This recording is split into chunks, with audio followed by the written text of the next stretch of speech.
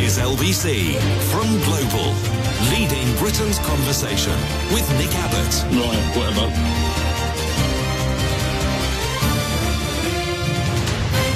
He's a radical left, Marxist, communist, fascist. Thanks, Tony. You're the best. I'm a what now? I sounded like a cocktail. Booze.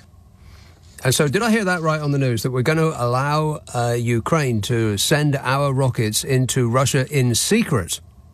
Yeah, I think the secret will be up once they explode. I mean, I don't know much about munitions and army and guns, but I think once they start exploding, not a secret anymore.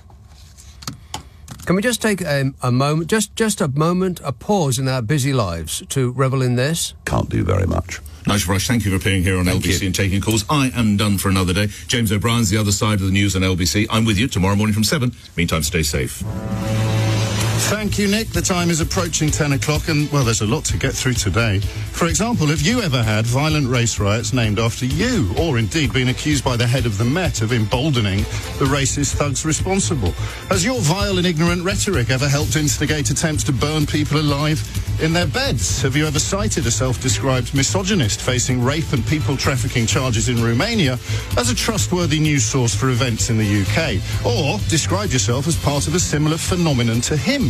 Have you ever helped a convicted woman beater get elected to the UK Parliament? And have any newly elected MPs spent more time in America getting binned off by Donald Trump than they have in their own constituency? And what would you call someone who answers yes to all those questions? Yes. What a start to a show. Wow. Meanwhile, thunderstorms and actual thunderstorms and lightning, not the thunderstorm that you just heard. Thunderstorms and lightning are expected to batter the UK with up to 70 millimetres of rainfall. That's about that much. Well, maybe it's that much. Well, it's probably that much. 70 millimetres of rainfall expected within a few hours after a spell of dry, warm weather. Oh, it's been like summer outside. The Met Office has issued a yellow weather warning. Warning! Of storms for Saturday. Said damage to buildings as a result of lightning strikes could occur, disruption to public transport and flooding will be expected within the affected areas. And I sincerely hope that your area remains unaffected. The warning is in place all of Saturday from 1 a.m. and covers all of Wales and southwest England and the Midlands and parts of southeast England. What? What? No northwest? Hang on a minute. I have to check on that. No rain in the northwest. It's going to be in Wales, southwest England, the Midlands and parts of southeast England, but not the north. Pfft, rubbish. One moment, please, while I check that for you. Aha. Well, it's not raining in Glasgow at the moment. Can you believe that? No. Neither will it be raining tomorrow, or raining on Sunday, or raining on Monday. It's going to be cloudy. I mean, you're not going to see any sun. I mean, you know, you're going to have to get used to that. There ain't going to be no sunshine where you are, but it won't be raining either. However, normal service will be resumed in Glasgow on Tuesday, and it will also be raining on Wednesday, and raining on Thursday, and raining on Friday, and raining on Saturday, and raining on Sunday, and raining on Monday, and... Oh, what? The 1st of October. Sunny? I'll believe that when I see it. And so, for all of Wales and southwest England and the Midlands and parts of southeast England, hail could accompany the storms and heavy showers, and up to 70 millimetres of rain could fall in the worst affected areas on Saturday. Thunder, lightning, very, very frightening. Rock and roll! The Met Office meteorologist Dan said, "We are being spoiled by almost summer's last hurrah. But there is a bit of a change coming down the line as we move our way through the weekend. A gentle decline in temperatures is expected over the weekend.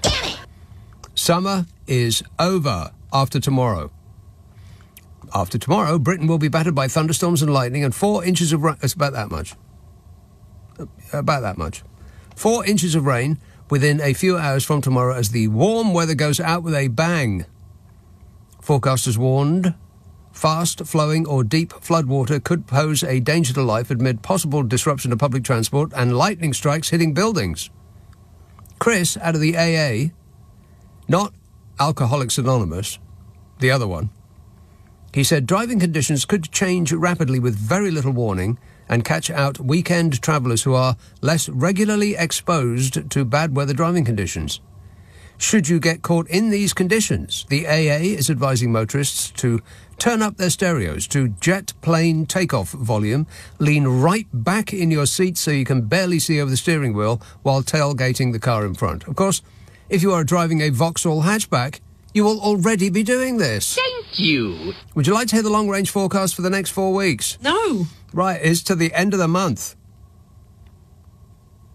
At first unsettled with cloud, wind and rain sweeping across the UK, then changeable with temperatures near average. And then, first 2 weeks of October, typical autumn weather. Wetter than average, temperatures most likely to be close to or slightly above average.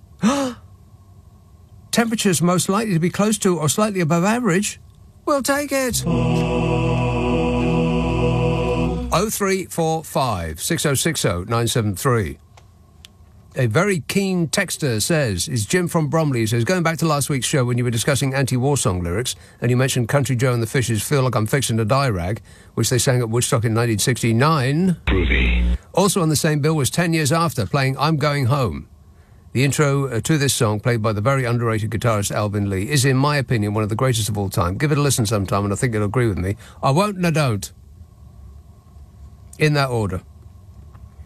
Dan in Sanderstead says, yeah, whatever. Snipped, clipped and ready to roll. Yes.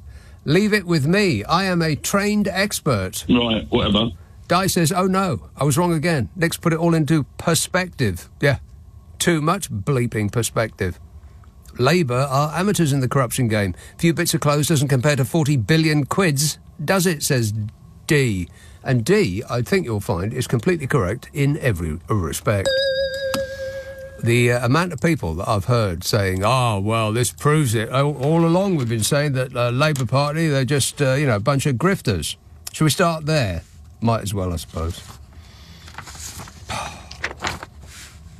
The total of hospitality and gifts declared by Sir Keir Starmer since 2019 is £12,500 less than Boris Johnson accepted for gold wallpaper. Which, by the way, he tried to... I think this was a James O'Brien tweet, which he tried to keep secret by claiming he couldn't remember who paid and had lost the phone containing all relevant messages. Yeah, there seems to be a problem with recall among Tories. No, I don't recall, and I don't recall... Yeah, I can't specifically recall. No, well, try harder. That's the guy who spent £40 million of your money on helicopter flights, by the way. But yeah, let's talk more about glasses, shall we? Good grief. The Prime Minister is under fresh scrutiny over his pledge to clean up politics after it emerged that he accepted more freebies than any other MP since 2019. Screams the headline. And it's not true. You probably read the headline, read the first line and thought, oh, typical. And then marched off and didn't read another single solitary word. Which journalists rely on, by the way. They put all their thought and effort into the... Well, they don't. They don't put their thought and effort into the headline. They probably don't even write the headline. It's somebody else who also hasn't read the story. That's why headlines often don't bear any relation to the body of the story. It's because the headline's written by somebody else and they haven't read the blooming story. Since becoming party leader, Skier has accepted more than £100,000 of perks, including but not limited to tickets to high-profile sporting events. What? You believe that? And luxury accommodation and work attire funded by prominent Labour donor Lord Wahid Ali. Oh, I can only dream of staying in luxury accommodation. Can you imagine? Business Secretary Jonathan Reynolds defended the gifts. He said, I know Skier personally. I know how hard he works. If he's going to a football match or anything to give himself a bit of wider life experience than just working every second, I don't have any objections to that, as long as it's transparent, said Business Secretary Jonathan Reynolds. But if he'd said anything else, he'd probably be the ex-Business Secretary Jonathan Reynolds. When politicians stick up for their leader, it's like, oh yeah, well, tell us what you really think.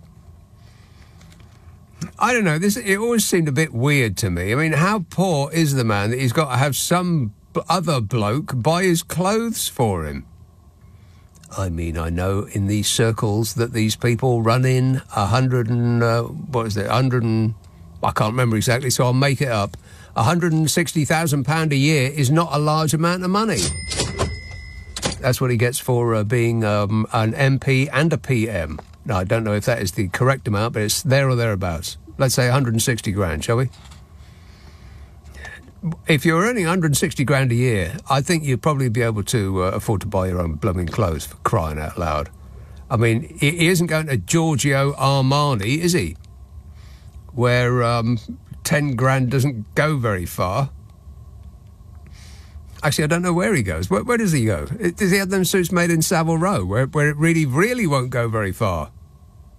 But never mind. What kind of a grown-up has somebody else buy his clothes for him? And his glasses? What's that about? Is what I thought at the time.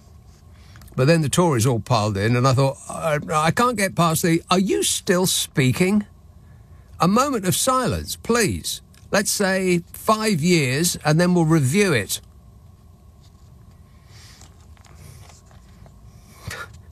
I know Keir Starmer personally, said the Business Secretary Jonathan Reynolds, and I know how hard he works. If he's going to a football match or anything to give himself a little bit of wider life experience.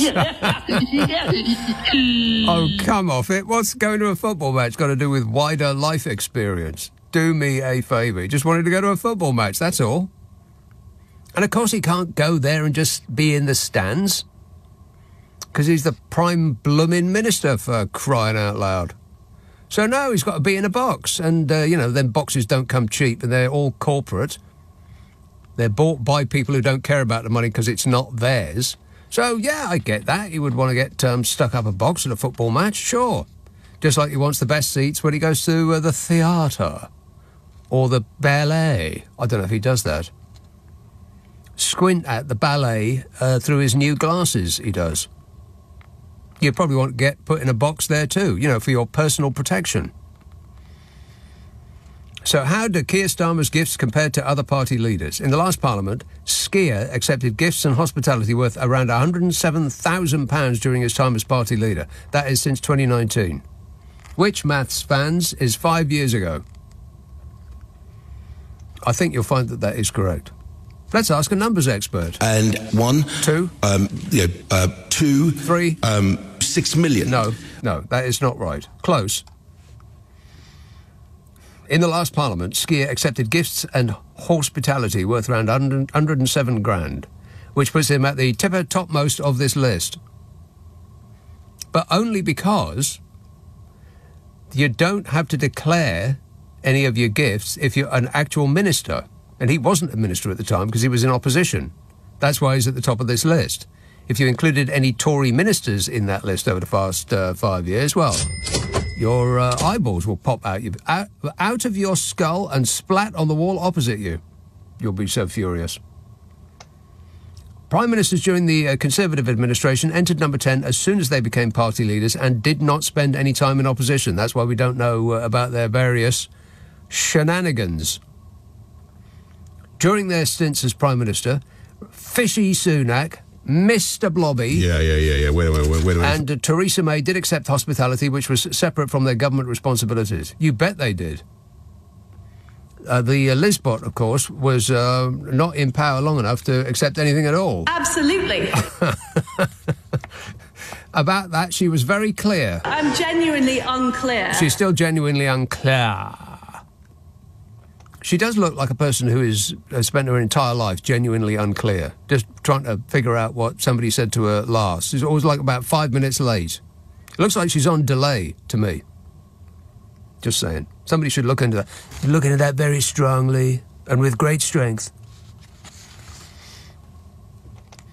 During their stints as PM, Fishy, Blobby and Theresa May did accept hospitality, which was separate from their government responsibilities. Over and over and over again they did.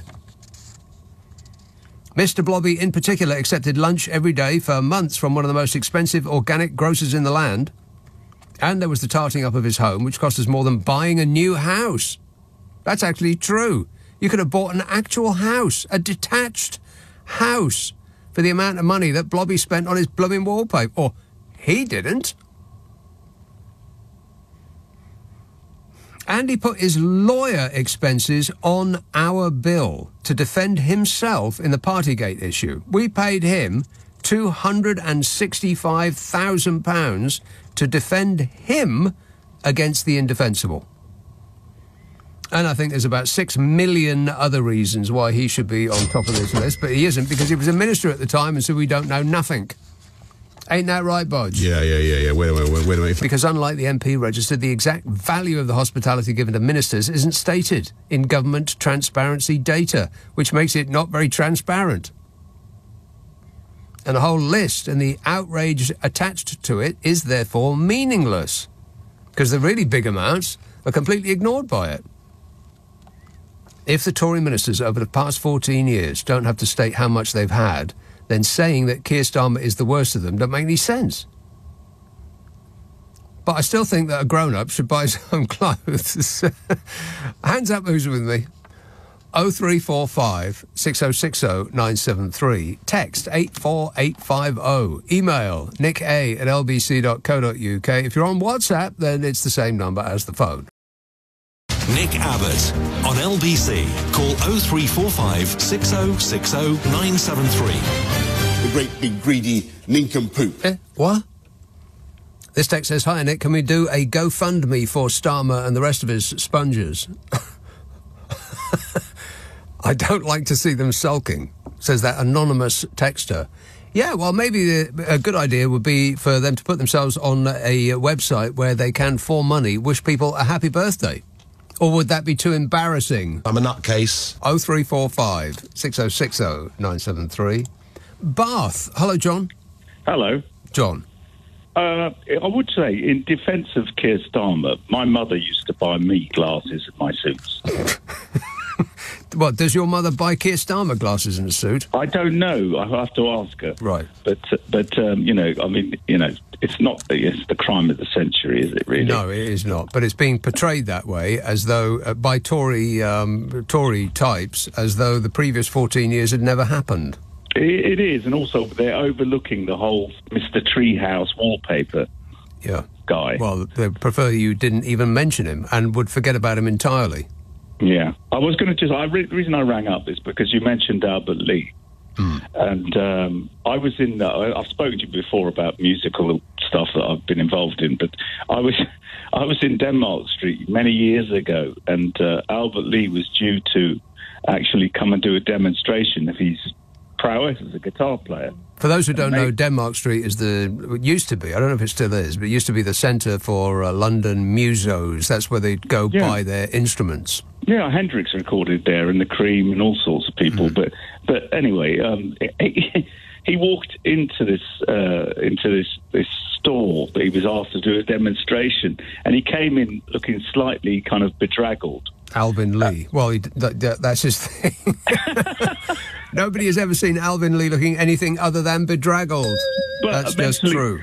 But they said, "What do you want?" to him, and he said, "What do you mean?" And he said, and they said, "What do you want?" I'll have a Stratocaster, please. I was standing there, and there was a big sign that said Albert Lee performing. Albert? Yeah. Well, I don't know. They can't spell. But anyway, they put this bloody sign up about him actually performing. And I said, "Do you not know who he is? He's the guy doing the performance." Yeah, they had no idea who he was. He's the guy on the poster. Yeah. It was so embarrassing because it was so cringy, because it was just like, you know who he is. I know who he is. It's like, how can a guitar shop not know? Yes, that seems bizarre to me, particularly as they were expecting him. It was just young guys. It was just like, who's this weird guy that came in? They looked at him like he came out of some skips. Yeah, well, he did, That would be my first guess. but he plays very well. He certainly did, yeah. All right, thanks a lot, John. Cheers, mate. 0345 6060 973. Percy, if that is indeed your name, in South Woodford says, "You were talking about Randall and Hopkirk Perty in South Woodford says, "You were talking about Randall and Hopkirk last week, and I just thought you might like to know that the son of the late Mike Pratt, who played Randall, is Guy Pratt." Yes, somebody told me about that. He is the bassist that played with Pink Floyd, Roxy Music, Gary Moore, Robert Palmer, Tears for Fears, and many other legendary performers. Tears for Fears? Legendary? I don't know. Guy also does a... okay. Competition. Caroline says, well, we had November's weather in June, so it makes sense to have June's in September, predicting May in December, followed by August in January. Fabulous. Yeah, it's all mixed up. Yeah, it's a mulled up, mixed up world, all right. No doubt that. Let's have Glasgow. Hello, Rebecca. Hi. Rebecca. How are you? I'm great, mate. Good. I don't mind if somebody wants to spend their money on somebody else, as long as it doesn't come with terms and conditions like Trump's great call. Right. It's just, like Trump's great call, did you say? Yeah, to What's Ukraine. That? Remember when he made that great call to right, yes. Zelensky? Yeah. I really don't mind. If it doesn't come with terms and conditions, why shouldn't somebody spend their money on whoever they wish to? No, I'm perfectly relaxed with people buying each other stuff. If they can afford it and it makes them feel good about doing it, then of course, why not? But there does come a point when people, even if there is nothing untoward occurring, people get the idea that there is. And I think that people's suspicions are heightened because of the past 14 years that we've gone through. Absolutely. I mean, it's just been one scandal of some sort after the next, and you get worn down and you think, oh my God, they're all like this. I mean, that was the feeling that people had before the election. They're not Tories, it's not Labour, it's not Liberal, they're all like this, was the thought. And that's because certain individuals Wait. had poisoned the nation's mind with this. It's not normal, and they're not all like this. But then the slightest suspicion now will get blown up out of all proportion. But having said that, I do think that does seem like a bizarre amount of money to take from another bloke who's buying you suits that you're not actually going out with. That's very true. That's very true, but still, at least we're not paying for it. No, exactly, yeah. But I think there's something to be said for us doing that, for paying for it, by which I don't mean his suits, I mean the funding for political parties, because that would take a large amount of the potential corruption out of... I mean, I know it wouldn't all of it, and people with a big checkbook with the intention of changing laws on their minds will still be able to funnel money one way or another, but it would remove a lot of suspicion if we, the general public, paid for the upkeep of our political parties rather than them relying on donors. Who's with me? Say yes, yes, yes, yes, yes. No. I thought so, yeah. All right, good work. Thank you. All right, thank you, Rebecca. An uncomfortable little end to that a beautiful conversation. We stumbled out of that beautiful conversation. A little bit of difficulty right at the end there. We'll edit that out. Amir in Catford says, Hi, Nick. Hi. Took your advice and I saw AC/DC at River Plate. It is epic. Rock and roll! It really is. But, he says, I see your AC/DC and raise you Metallica in Moscow, 1991. 1.6 million people. I rest my face, says Amir. Yeah. I mean, I like Metallica just as much as the next bloke. And the Black Album, I know that the purists will say it's too commercial, but that is one of my favourite albums of all time. Having said that, there is a film which maybe you have seen about Metallica, and it's when they're when they're undergoing therapy, because as a band they weren't gelling very well and their personalities were at odds, and it was just one long whinging and whining and moaning. I mean, we're just moaning forever. It's like, oh, I'm so miserable. I'm a millionaire rock star. Has anybody ever suffered more than me? It just went on. And there's clips of them doing their stage act in various places. And the singer swears in exactly the same place in every venue he's at, just for effect. And I thought that the people that were making that made him look like a bit of a chump in putting those clips together. Because it wasn't, in reaction to the heat of the moment or anything like that. It's scripted, practically. Here, I'm going to say the F word now. And the audience would go, woo! Because it's like they've never heard that before. Seems a bit pathetic to me.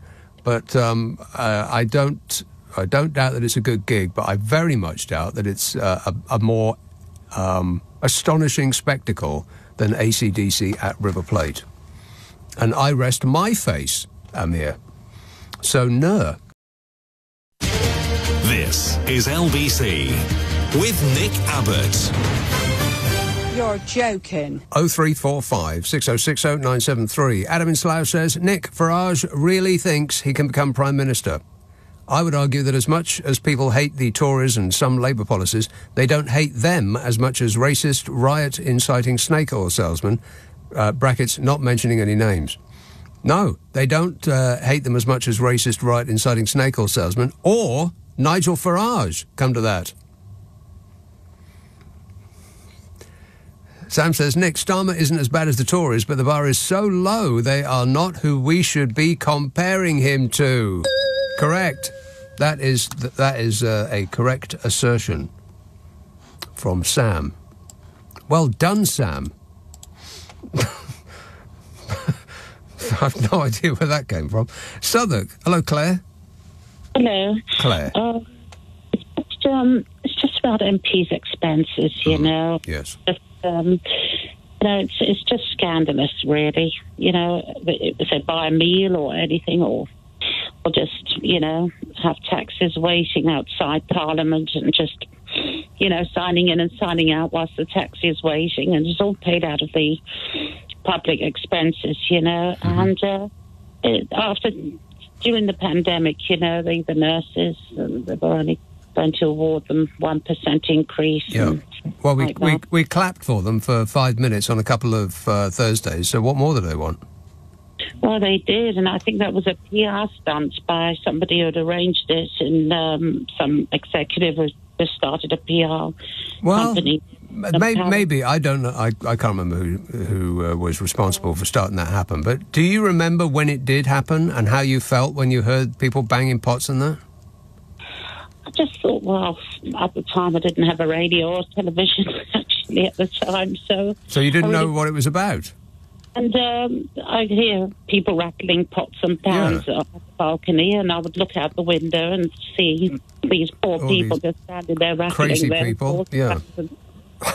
I remember being enormously heartened because we were all so very distanced from each other physically, like literally and metaphorically. But I felt for that brief moment that we were all brought together, that me and the people down the road and the people over the valley and the people I could hear, around the corner, we were all as one, one big unit.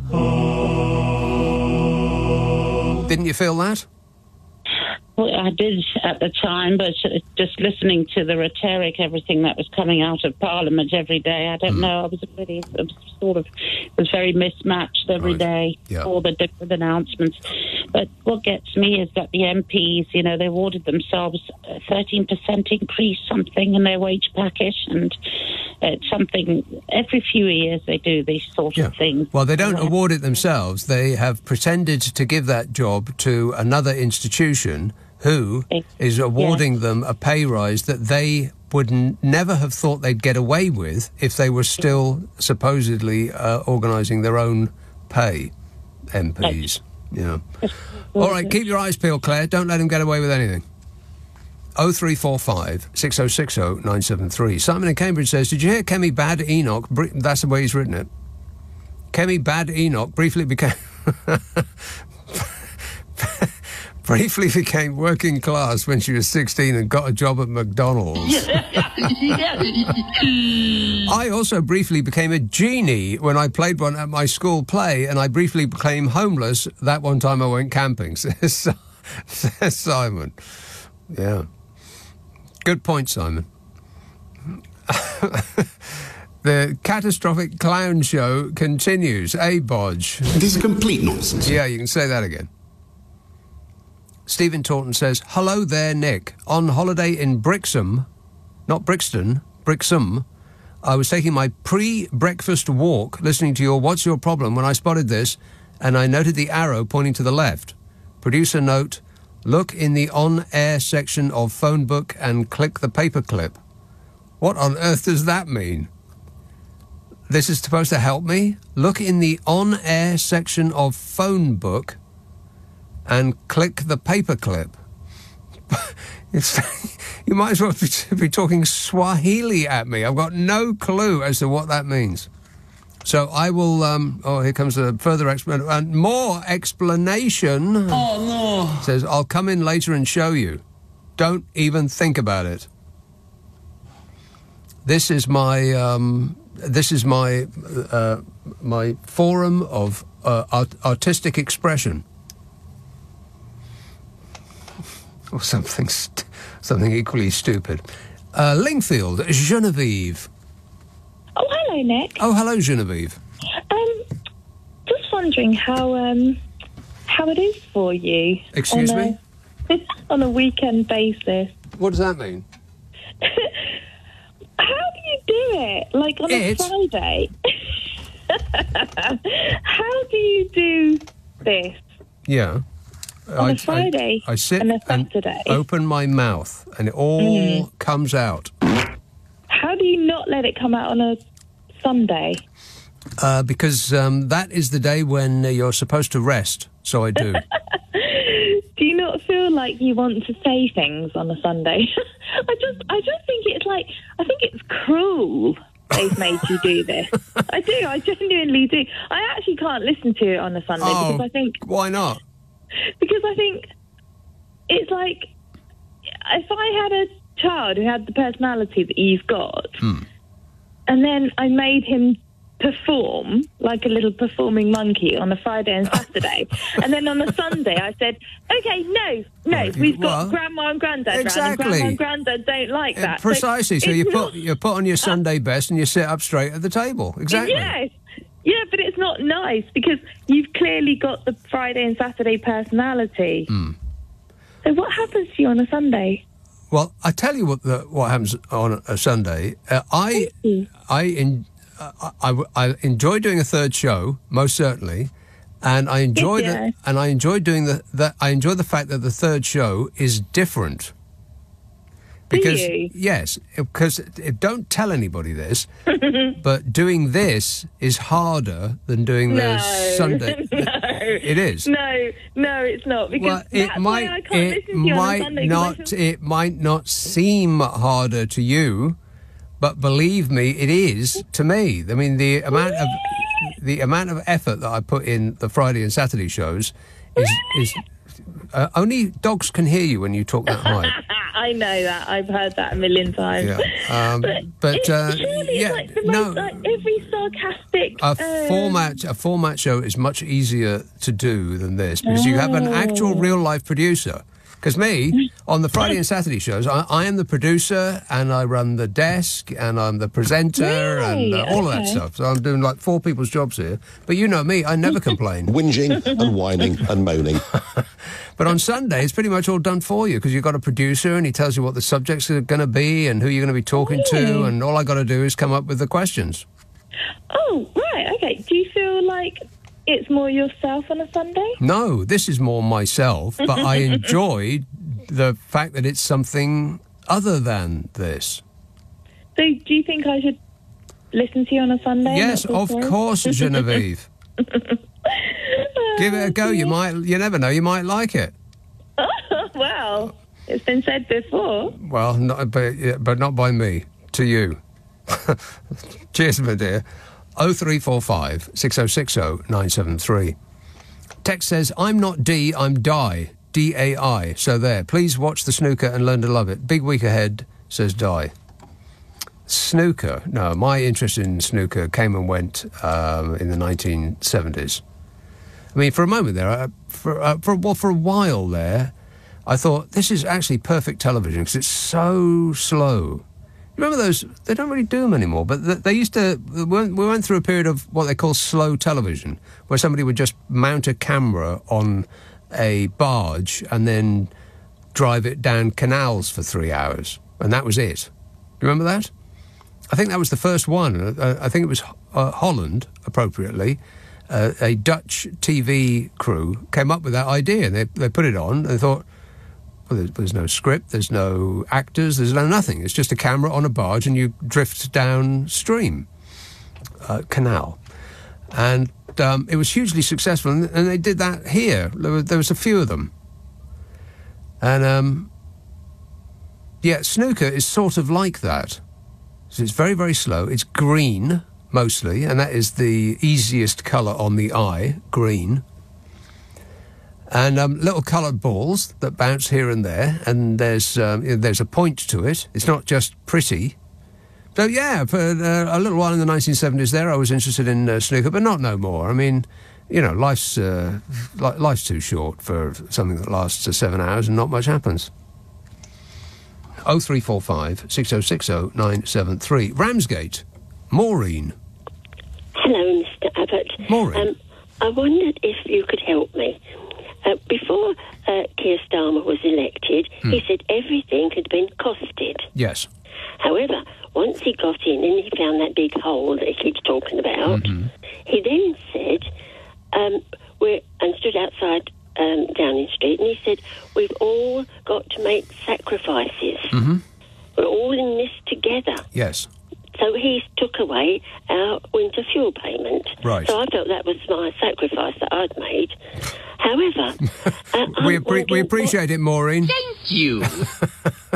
But I wonder what sacrifices he's making, because I can only see him getting perks, you see, and everybody getting rises and increases, and I can't see. So I wondered if you could help me and put me straight. Well, the thing when he said it was costed was based on his understanding of the economy, but to come to find out that the Tories had been keeping the dismal state of the economy a secret from the rest of us. No, that wasn't quite so. So because it was so. Well, I think he did say that he was aware that they before they were elected, he did know that there was going to be problems. Yes, that's right, but he didn't know the scale of the problem. Yes. So his costings went out the window when the full ramifications of the dismal situation that he inherited became clear to him. And as for... You see, my theory about the pensioners having their winter fuel allowance taken away from them is that they should have their winter fuel allowance taken away from them, but they should be recompensed in full up to the level of the average pensioner in Europe and take home what they receive. Because state pensioners, are the worst remunerated group of pensioners in the whole of Europe. No one in Europe of your age gets paid such a pitifully small amount. So that's the problem. It's not the sticking plaster of the winter fuel allowance. It's an absolute blooming outrage that a country that keeps banging on about it being the 6th richest country in the world pays its pensioners such a miserably small amount of money. I see. Okay, thank you very much. Are you happy with that? No, I still want my winter fuel payment back. Well, how about I double your pension and keep the winter fuel payment? Well, you see, another thing is, I'm sorry to keep you, but another thing is we've got to wait. He keeps talking about, next year we'll get an increase in our pension, but that's next year. That's not going to help for this winter. Correctamundo, yeah. And as my husband has medical problems and everything, and so that doesn't really help next week. But I don't know when they get their increases, but they seem to get theirs straight away, and I don't want to wait. No, and neither should you. No, I think that the key of it is the state pension is not high enough. If you had, for all of the years that you've been working, Maureen, and your husband, if you had paid in national insurance whatever amount it is from that to cover the pension, if you had paid that into a private company and your return was as dismally small as the state pension is, then you would want to take legal action against that company because you'd want to know where the hell's all the money gone. Well, I wish you all the best, Maureen. Have you bought a heated blanket? Have you bought an electric heated blanket, a throw? Well, no, because my husband, as I say, he's housebound, and so I shall. We'll have to pay whatever, right. but it's quite expensive. It is, yes. Because he has to have it on day and night in the winter. But howsoever, but you've answered my question. I have. Thank you. Well, Thank you. I must have done that by accident, but thanks a lot, Maureen. What a nice lady. I'm going to recommend this to everybody because I use them probably from about now onwards. And not a heated bed blanket, because that's the one that you lie on. And I don't think you can do anything other than spread it on a bed and then just lie on it. But they do heated electric throws, which you can put over you when you're on a bed or on the sofa or wherever.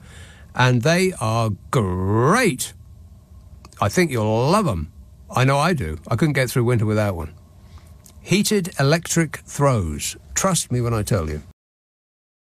Leading Britain's conversation. Nick Abbott. Alexa, send a comment to LBC.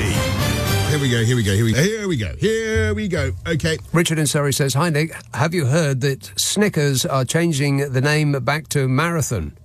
Has anyone claimed this as a Brexit benefit yet?" I bet Smug will. I don't know anything. No, he doesn't know anything on that whole Brexit benefit thing. He's got no clue. I mean, it was his job for a while to seek out a Brexit benefit, and he couldn't find one single thing. Could you, Smug? My view? Yeah, I know.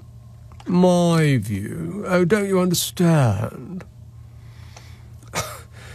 This says, Kia must sit in a safe seat at public matches football. Security seat. He always paid for his yearly seat at Arsenal. There's 5 exclamation marks in amongst that lot. I don't quite know what you're saying.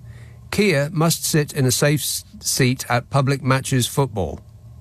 Security seat. He always paid for his yearly seat at Arsenal. Right.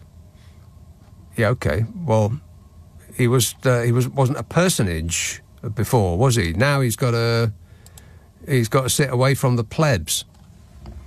You know. The little people. Got to sit, out with the little people.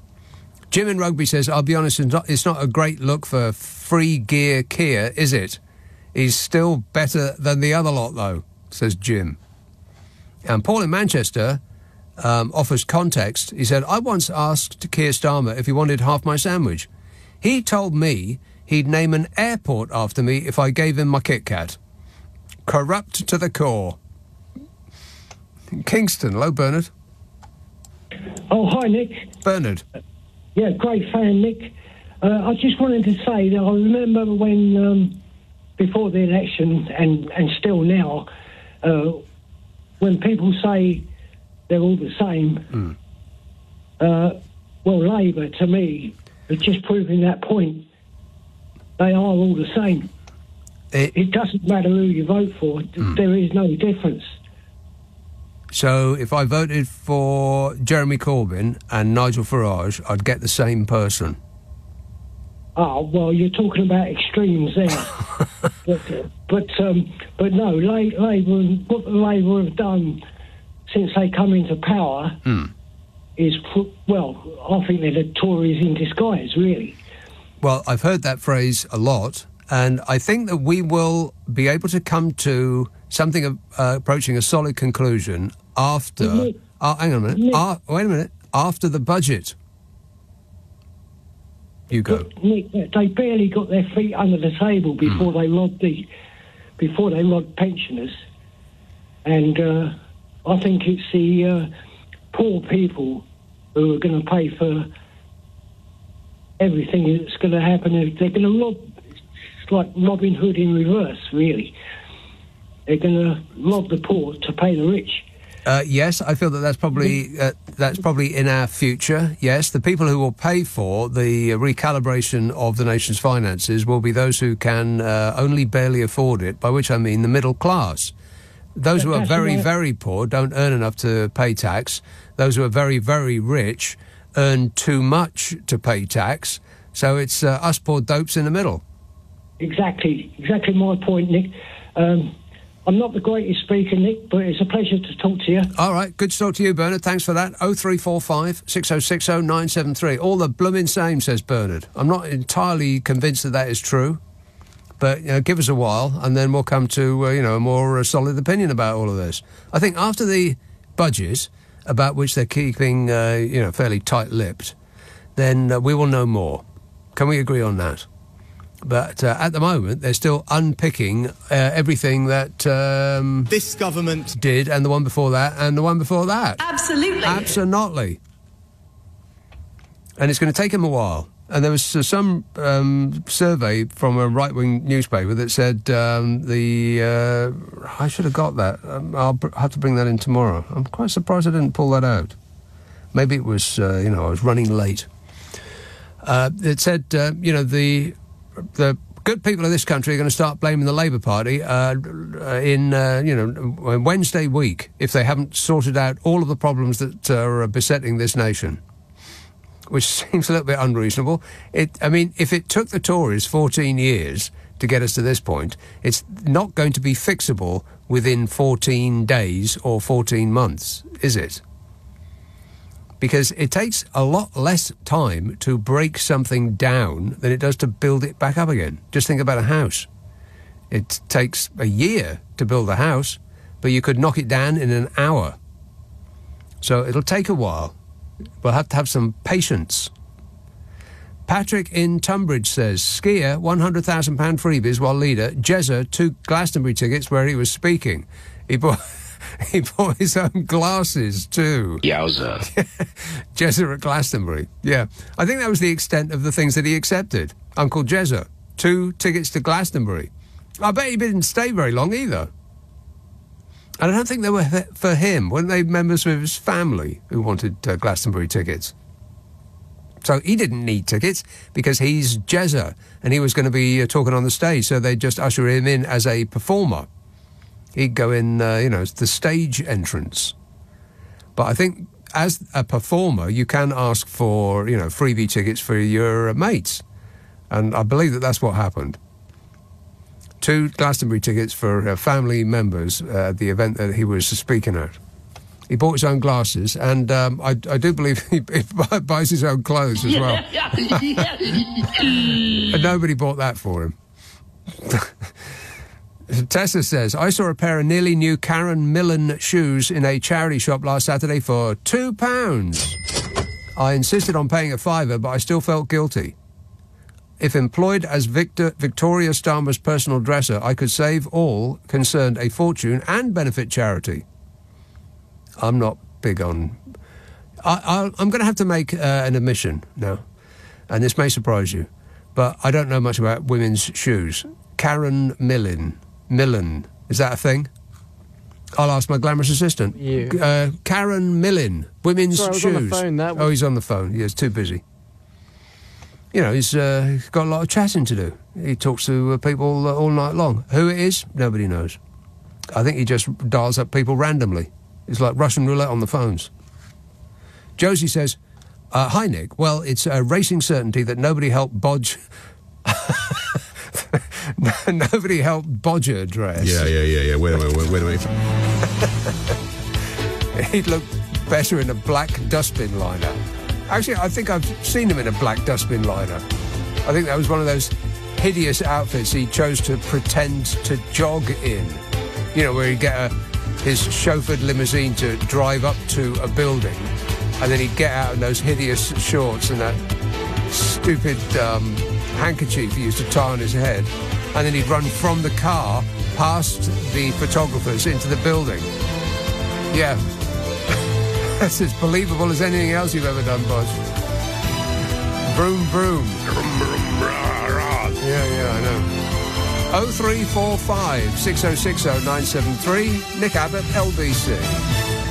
On your radio, on Global Player, and... Play LBC. Leading Britain's conversation. This is LBC.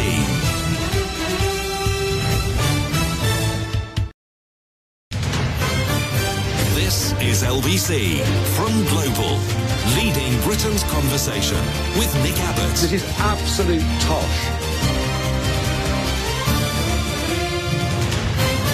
Here are the studio calls flashing up on the indicator. Yes, this call is from a person in York called Claire. Claire. Too late. This text says, exactly, Nick, you've got it. We don't care a fig if Starmer is given gifts, including clothes and football tickets, etc., as long as he declares it's not public money. 4 exclamation marks. I think we do care a bit. It seems a bit weird that a bloke who must have a bit of money behind him, and he's been doing these important jobs for ages. He must have been earning 6 figures for an absolute dog's age. A lawyer, for crying out loud. A big cheese in the lawyering game. He must have a boatload of money. Why is he accepting, I can't remember the exact amount, 10 grand, 12 grand for clothes from some other bloke? It's just bizarre. I get the football thing, because he can't really go and stand in the stands, can he? Not the Prime Minister. No, he just can't. So he needs to go in a box, and boxes, a football game, are an enormous amount of money because they're bought by corporations, which they give the seats to people that they're trying to do deals with, that kind of thing. Or they're a bonus for selling a lot of whatever the product is that month, or, that kind of thing. And so, because it's a company that's buying it, they don't care if it's 5 grand or not. But the Prime Minister would chew through all of his salary if he tried to see every home game in a box, if he was paying for it himself. So I totally get the football thing. But the asking somebody or accepting somebody else's gift of clothes and glasses, that just seems, I don't know, it just seems a bit odd, doesn't it? How did that work, by the way? Did the guy who was giving the money, did he accompany him on when he went clothes shopping? I mean, was he standing outside the fitting room going, oh, yeah, no, you don't look, no, your bum looks terrible in that. Try something else. How did it work? 0345 6060 973. Nick says, Starmer is just a greedy hypocrite with his snout in the trough. He also hates he hates pensioners. Well, look at this. Look, pensioners are directly responsible for the state of this nation. Yeah, thanks a lot, pensioners. See what you've done? 0345 6060 973. Let's have Devon. Hello, Rose. Hello. Rose. Oh, I love the way you say my name. Before I embark on what I've rung to say, I just couldn't help saying, I've been thinking about it before you said about Jezza, actually. It'd be so nice to have a Prime Minister who was just an ordinary chap. Yes. And who just wore suits and didn't take all these things and therefore wasn't in another world from the rest of us. Yes. It'd be lovely, wouldn't it? I so wanted him to be PM, in 2019. He seems like a decent person. Yeah, I met him. Yeah, not that means anything, obviously, but I did. And? Well, I can't remember, really. I went to Bristol when there was a convention of the South West Labour sort of thing, and I was so excited. And I sat at the front, and he did a great speech, but... Yeah. And I stood in the queue waiting to speak to him in the canteen afterwards. Yeah. And there was a young woman of about 25 who was sort of pink with excitement, Oh, anyway, look, I really must say what I've rung to say, because I know what you are. You'll kick me off. No, I won't. When have I ever done that? Well, anyway, what it is I just thought it was really great the way you played that clip from James about Farage. Because I hadn't heard it, and it was absolutely brilliant, wasn't it? It was the best 50 seconds of radio so far this year. Yes, maybe. Well, I don't know. I probably put some of yours there, and I'm not just being flattery. Well, I think so. All right. A little bit. No, I just like to say it as it is, Yeah. How I feel. And the beautiful thing about it, if you didn't know and you don't realise how things work here, is that he was in the same studio as Nigel Farage when he was saying it. Because the way that... Really? Yeah, there's only one... There's if you see the pictures of our studio, it's like the Starship Enterprise. It's this fabulous facility that I am not sitting in. I'm upstairs in a broom cupboard, which is where I like to be.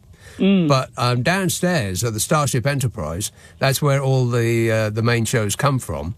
And so the person who's on next walks in, during the last minute or so of the previous Yeah. person's show, and then Yeah. they sit down and they do the what's coming up after the news thing. Oh, great. And so, unless they made a very, very speedy exit, I would imagine that Nigel Farage was standing in the room listening to that. Good. Well, I must fume because, well, actually, I'd say this first of all. I've got a counsellor or therapist that I talk from time to time. Needs must. Yeah. And we text sometimes in between, you see, and I'd message something, which including a reference to you. And he messaged back, and he replied, "Thank God for both Nick and James. It's the world that's insane, Rosie, not you." Yes. And I thought, well, I just mentioned that because it was funny, wasn't it? He put you two of you together, and you just... Well, people often do, for no good reason other than they think that we think alike on all issues. And No, don't when entirely. Brexit was going on, it was, well, you and James O'Brien, as though we're the only two people on earth who actually think like this, and make people who are saying that furious by doing so. Yeah, and your methods are entirely different. Your personalities are entirely different. Yeah, I mean, I'm just a dope who plays cow noises on the radio, and I can't even get that right. And he is a trained expert. Well, I think you're the governor, so there you go. Farage, so sick of him. I'm sick of either hearing his awful voice or hearing about him with his insidious provocations. That's what he does. He does insidious provocations. And, I mean, why can't people have a representative from the Greens on who'd actually say something helpful, you know? I mean, they're the same number of MPs in their parties, aren't they? Why is it always this flipping Farage? Yeah. He's dangerous, Nick. Well, he's not fit and proper to be in government. Nigel Farage is not fit and proper to be in government. Even he would say that. Could I suggest something? I keep thinking of... You know, I said insidious provocations. You know the sort of thing he does where he implies that he's saying, of course I don't think all Muslims kill people, but I'm just saying we don't know, you know... Are all black people criminals? I'm just asking questions. Yes. Something that like sort of that. thing. It always reminds me of... and in fact, I heard something that totally reminded me of this on Question Time, which I might get time to tell you, but of the... Mark Antony in Julius Caesar, where he come Blimey, to Berry season. talking about skipping around the centuries. Go on. Listen, come to Berry Caesar not to praise him, and then he does this speech, and at every point he makes, he ends with, you know, the people who assassinated him, Brutus and Cassius, everybody. But Brutus is an honourable man, so they all honourable men. And the effect of this is by the end of the speech, everyone's thinking, oh, is Brutus an honourable man? Do you see what I mean? It's the same sort of thing. And they did this with Jeremy Corbyn on Question Time, on the one on the radio years ago. All four people came on and said, oh, there's this terrible problem with the Labour Party. But of course, Jeremy Corbyn himself is absolutely fine. We're not blaming him. And you got to the end of it and you thought, I know why they all said that. So everybody would think, is Jeremy Corbyn an honourable man? Yes, because they think... We are thick, we are stupid. Yes. Yeah.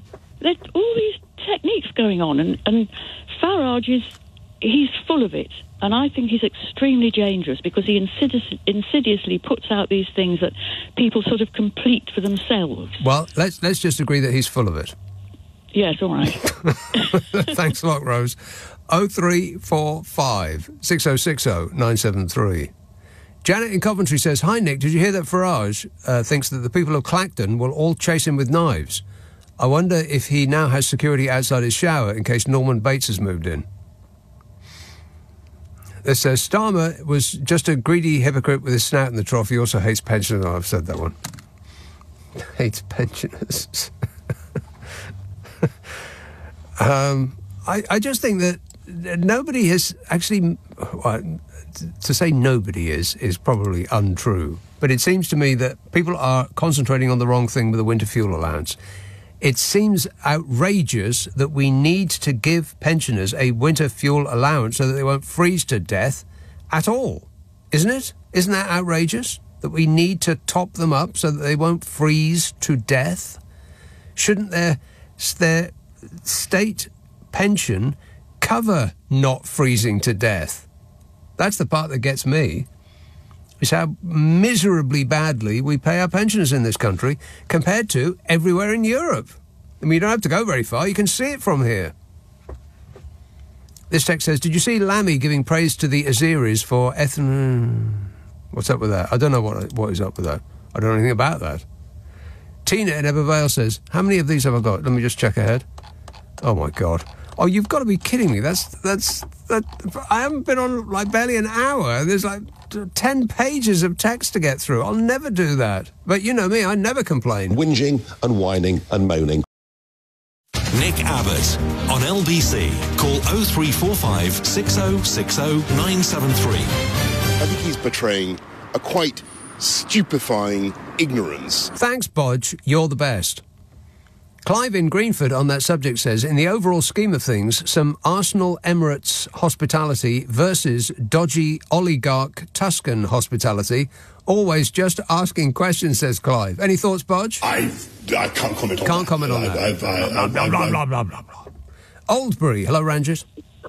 Hi, Nick, mate. How you doing? Good, thanks. You're sounding echoey. I was in my hallway. I'm in my living room now. All right. Oh, blimey, he's got a hallway and a living room. Can you imagine?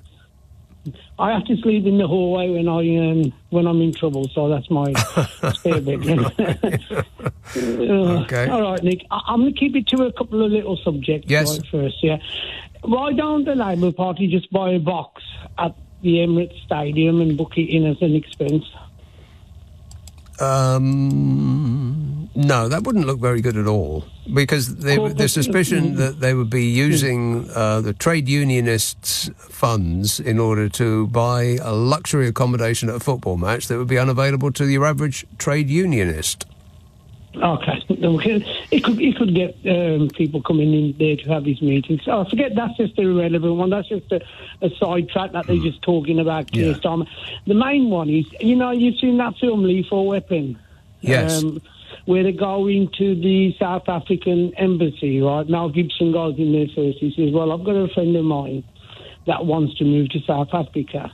And I actually don't remember this. I've seen the film, but I don't remember any of this. Yeah, anyway, he goes, bring him in. And he brings his partner in, and he goes, sir, I take your friend's advice and don't go to Africa. He goes, why? He goes, because you're black, right? And basically, I listened to Nigel Farage with Nick Ferrari the other morning, yeah? And I'm listening, and he called James O'Brien a moron, which was, I thought, very bad, right? And I thought, Nick, I did send a message, but nobody heard it. All right. Is the rest of this going to be about this station? Because if so, then... No.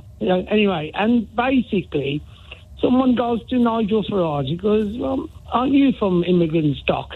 Right? And I never knew this, so I researched it. And his great-grandparents were refugees from Germany. Well, I didn't know about that. But what I do hear a lot of from people who, some of whom are vying for the Tory crown at this moment, they came either personally or their parents came here from abroad. This government... Exactly.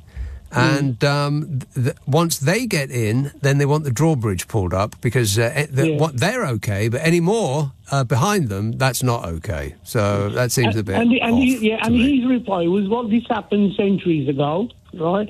Now, I'll ask you a question. When do I become English, right? I mean, I've asked this many times. I was born here. My daughter's born here. My grandson's born here. So the thing is, because we're... dark in complexion, we're always going to be foreigners. Yes. So this brings me on to James Cleverly, right? He was on one of the programs, and I posed a question to him about Frank Hester, right? And if you've ever heard a politician, right, skirmish and go round the reeking, right, he could not answer my question. And the follow-on question that I did want to ask him, but I asked the other one, was, has he got a space in politics, right? He was saying, well, he has apologised, this, that and the other. And if he's listening, right, my question to him is, what would he have done if Frank Hester had said that about his mum, right? Because he talked about his mum coming over from somewhere in Africa and being a nurse and working very hard. Well, I don't think it matters what he says about any subject, because money will always talk louder. I know, but Nick, that's what really makes me angry, right, about people, right? Well, chill out, Ranjit. Just because you got money. No, I am chilled out. Look, I'm just about to have a beer, right? No, what I don't understand, right? If you know, are you going to sell your soul to the devil, yeah, just to get power? Because, you know, when all this thing about dying Abbot and Black Lives Matter was going on, yeah, I used to say to all my friends, where's James Cleverly? Why ain't he saying anything about this? All he did was in the background. Woo! Right? Sorry about that. Wow, that was fabulous. Oh, I am completely spent. No, I just had a sneeze. It just blew the top of my head off. Wow. You know, when he's going on about being the chairman of the party and that and the other, and they were in government when Black Lives Matter party. I know. And they normally put, you know, like a policeman, if there's some Asian family's got control, they'll send an Asian policeman on there. Surely he should have come forward and said, hang on, listen, not in my name, mate. You know what? I'll tell you what, I'll defect to the monster raving loony party. Yeah, good idea. Do anything about this, right. Okay, Ranjit, I've got to go. I think you need that beer. I think I need a beer.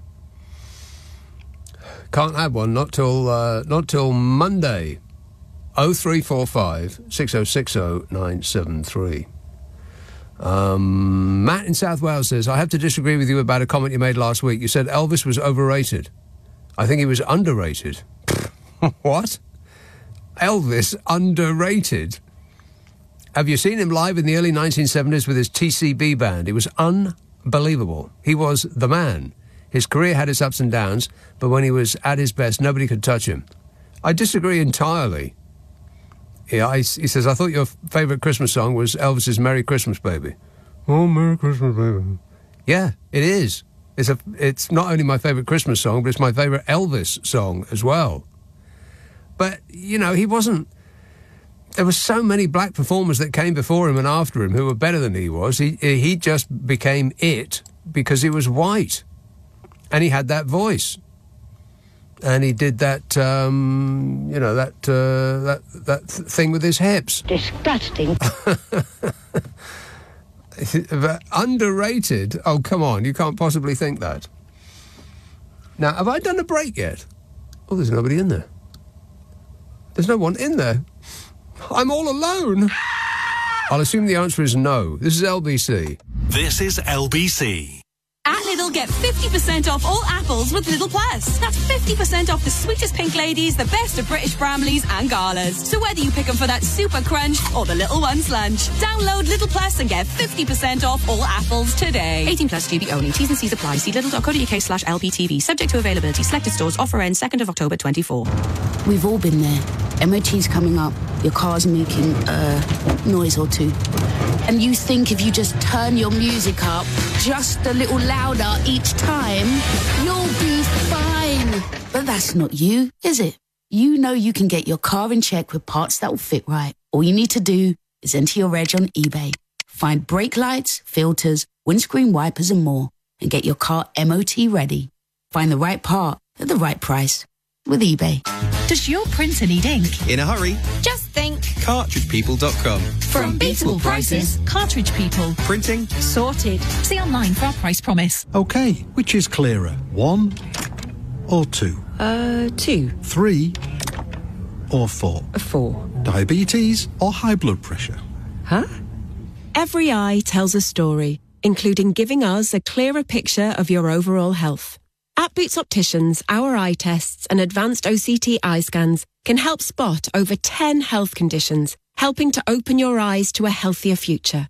Book an eye test today. Boots Opticians. See what's possible. Debbie, can I see you in my office for a second hand? I'm just recording your sick leave from Friday. I know you said you had the flu, but I'm just checking because of that voicemail you left me at 1 a.m. saying I was the worst boss ever. With some conversations, you want the ground to open up and swallow you whole. People used to think talking about your finances was one of them. But with a My Money review at Skipton Building Society, you can get advice that helps you make more sense of your money. And it's completely free. That's one less conversation you'll need to avoid. Let me give HR a call. Online, over the phone or in branch. Search Skipton Building Society to find out more.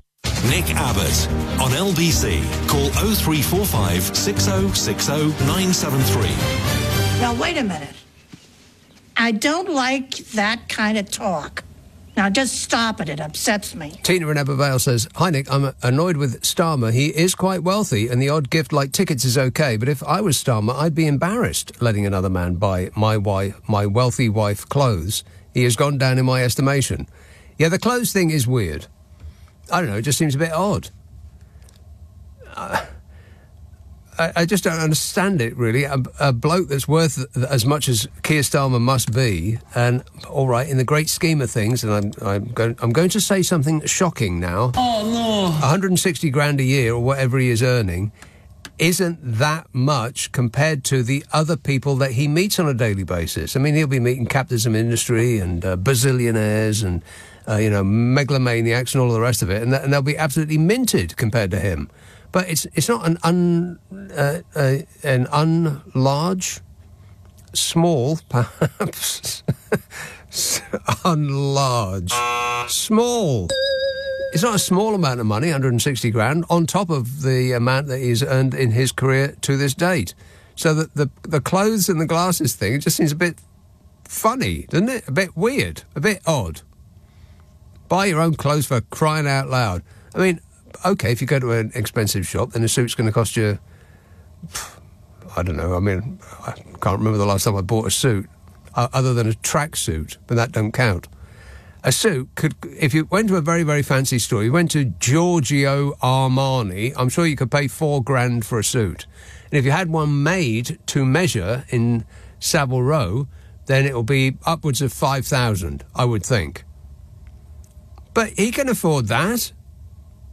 And here's the thing, you don't have to go to those places. You can buy it off the peg at Geeves and Hawkes, which is also on Savile Row, and wait till the sale comes around and you get it 50% off. That's what I do. You have to be off your chump to spend full price on clothes. Who does that? That are buying their own. Dave in Brighton says, "I think all of these freebies that the politicians receive must somehow be connected to Meghan Markle." Quite shocking, says Dave. Here, Meghan Markle. You see what you've done? When will you ever stop your meddling? East Yorkshire. Hello, Mike. Hi, Nick. Yeah. A couple of political bits in a second, but just touching on this bit where people hate pensioners. Now, I don't want to be hated, but my lifespan has been the luckiest lifespan in history. Yes. Because we've had peace, we've had technological revolution that has changed our lives, made life easier. First house I bought for $6 grand. Don't still live in it, but I noticed it was for sale for 180 grand. We've sat there and got richer by no particular effort of our own. I'm not saying we haven't worked hard, but it's the luckiest generation. Now, I talked to a 90-year-old today, and he said, "You young'uns, we had it hard when we were young," and he's jealous. And you get the young people who are jealous because we've had it lucky with property. So I don't mind people being jealous, but we have had a lucky lifespan. We really have. Totally, yeah. And you are most pensioners now are enjoying the sort of pension in their old age that kids now will never be able to have. I mean, all of that, the golden, what do they call it? What do they call it? The gold standard pensions. That's not quite right, but gold-plated. Gold-plated, exactly. All of that's gone completely. Like, forget about that. Nobody will ever have that anymore. And like final salary pensions and all of that stuff, they're not going to get any of that. They'll get nothing, and they won't own their house because they won't have been able to afford it through a life of scraping by on minimum wage in a going nowhere job. Yeah, so yeah, pensioners, as much as they don't think that it is true, have had a pretty easy time, but that does not mean that they are paid sufficiently well to enjoy the twilight of their years, as is the case in Europe. Yeah, no, I quite agree with you. It's not going to get better, but no. couple of quick politics ones if I can. The Reform Conference. Yes.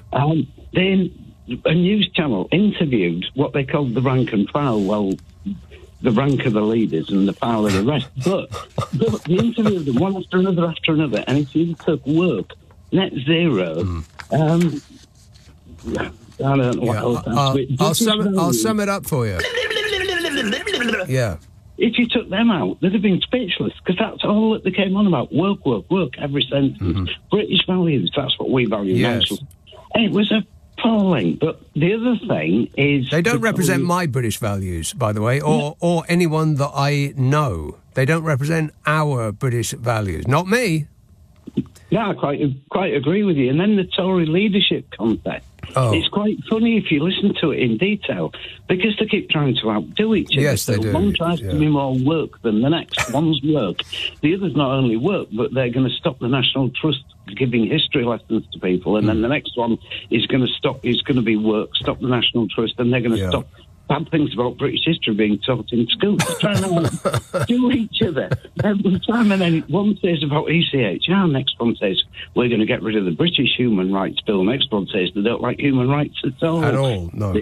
They keep topping each other up. I know. And they're going after an ever-dwindling number of furious, purple-faced, aged people who in 10 years won't be with us anymore. So I'm not sure that is a winning formula for them. Yeah, but, Mike, I'm going to have to leave it there, but thanks for that. Nick Abbott on LBC. Call 0345 6060 973. Yeah! Dude! Nadia in Hastings says, Nick, we probably should give the Prime Minister and his wife a clothing allowance, as, let's face it, Biden and other world leaders will not be buying off the peg at Marks. I don't really know how much a suit like that could even cost. What, at Marks? Be about 140 quid, wouldn't it? Or do you mean the one that he is wearing? That would be more like 2,040, maybe 3,040. I don't know. Did he get it made to measure? I think that Bodger gets his suits made to measure, just not made to measure him. Yeah. Wait a minute. I've got no idea. But there are people who are saying that one of the things that we should address is the low level of pay that a Prime Minister is on.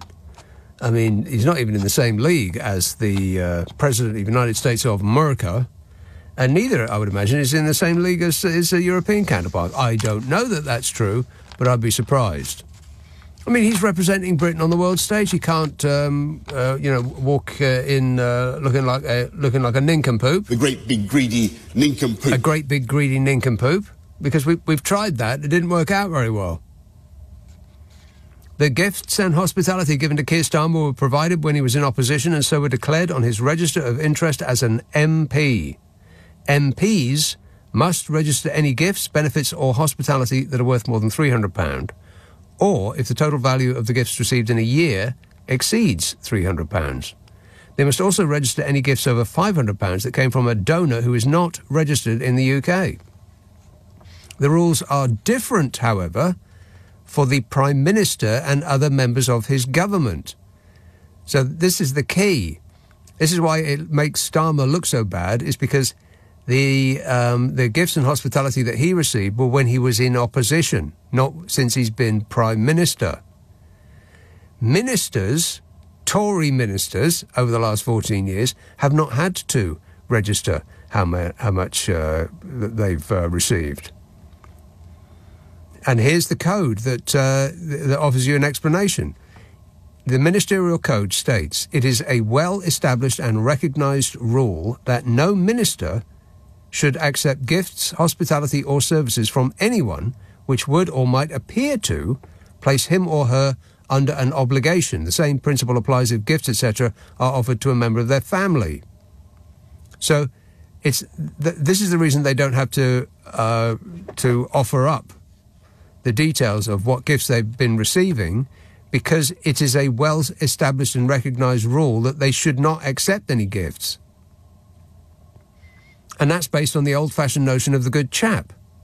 You know, years ago, let's call it BB, before Boris. Yeah. Wait a minute. It wasn't considered feasible that a minister would use their position to enrich themselves, which was nonsense then, and it's nonsense now with cream on. No one should be receiving anything at all from anyone ever if they're in a position of power. If they attend an event in their official capacity as a minister, they're not required to declare it on their MP register of interest. That's the reason that Tories aren't high up on that list. It's because they were ministers at the time, and all of that stuff that they were shoveling into their house, they didn't have to declare it. Ministers are required to declare all external meetings they have with relevant individuals, such as senior journalists, business groups and campaigners, as well as any foreign visits they undertake. Yeah, unless they ditch their security detail and go against the advice of said security detail. Anybody think of anyone who's done that? Gifts to ministers while they are undertaking government duties can be accepted if they're under the value of £140, which I imagine all of Blobby's organic lunches during COVID were, under £140. Even from that shop. Butler delivery free, I'll assume. Any gift over this value should be handed over to the department or disposed of. Well, I think we know who disposed of all the pies, eh, Bodge? I can't comment on that.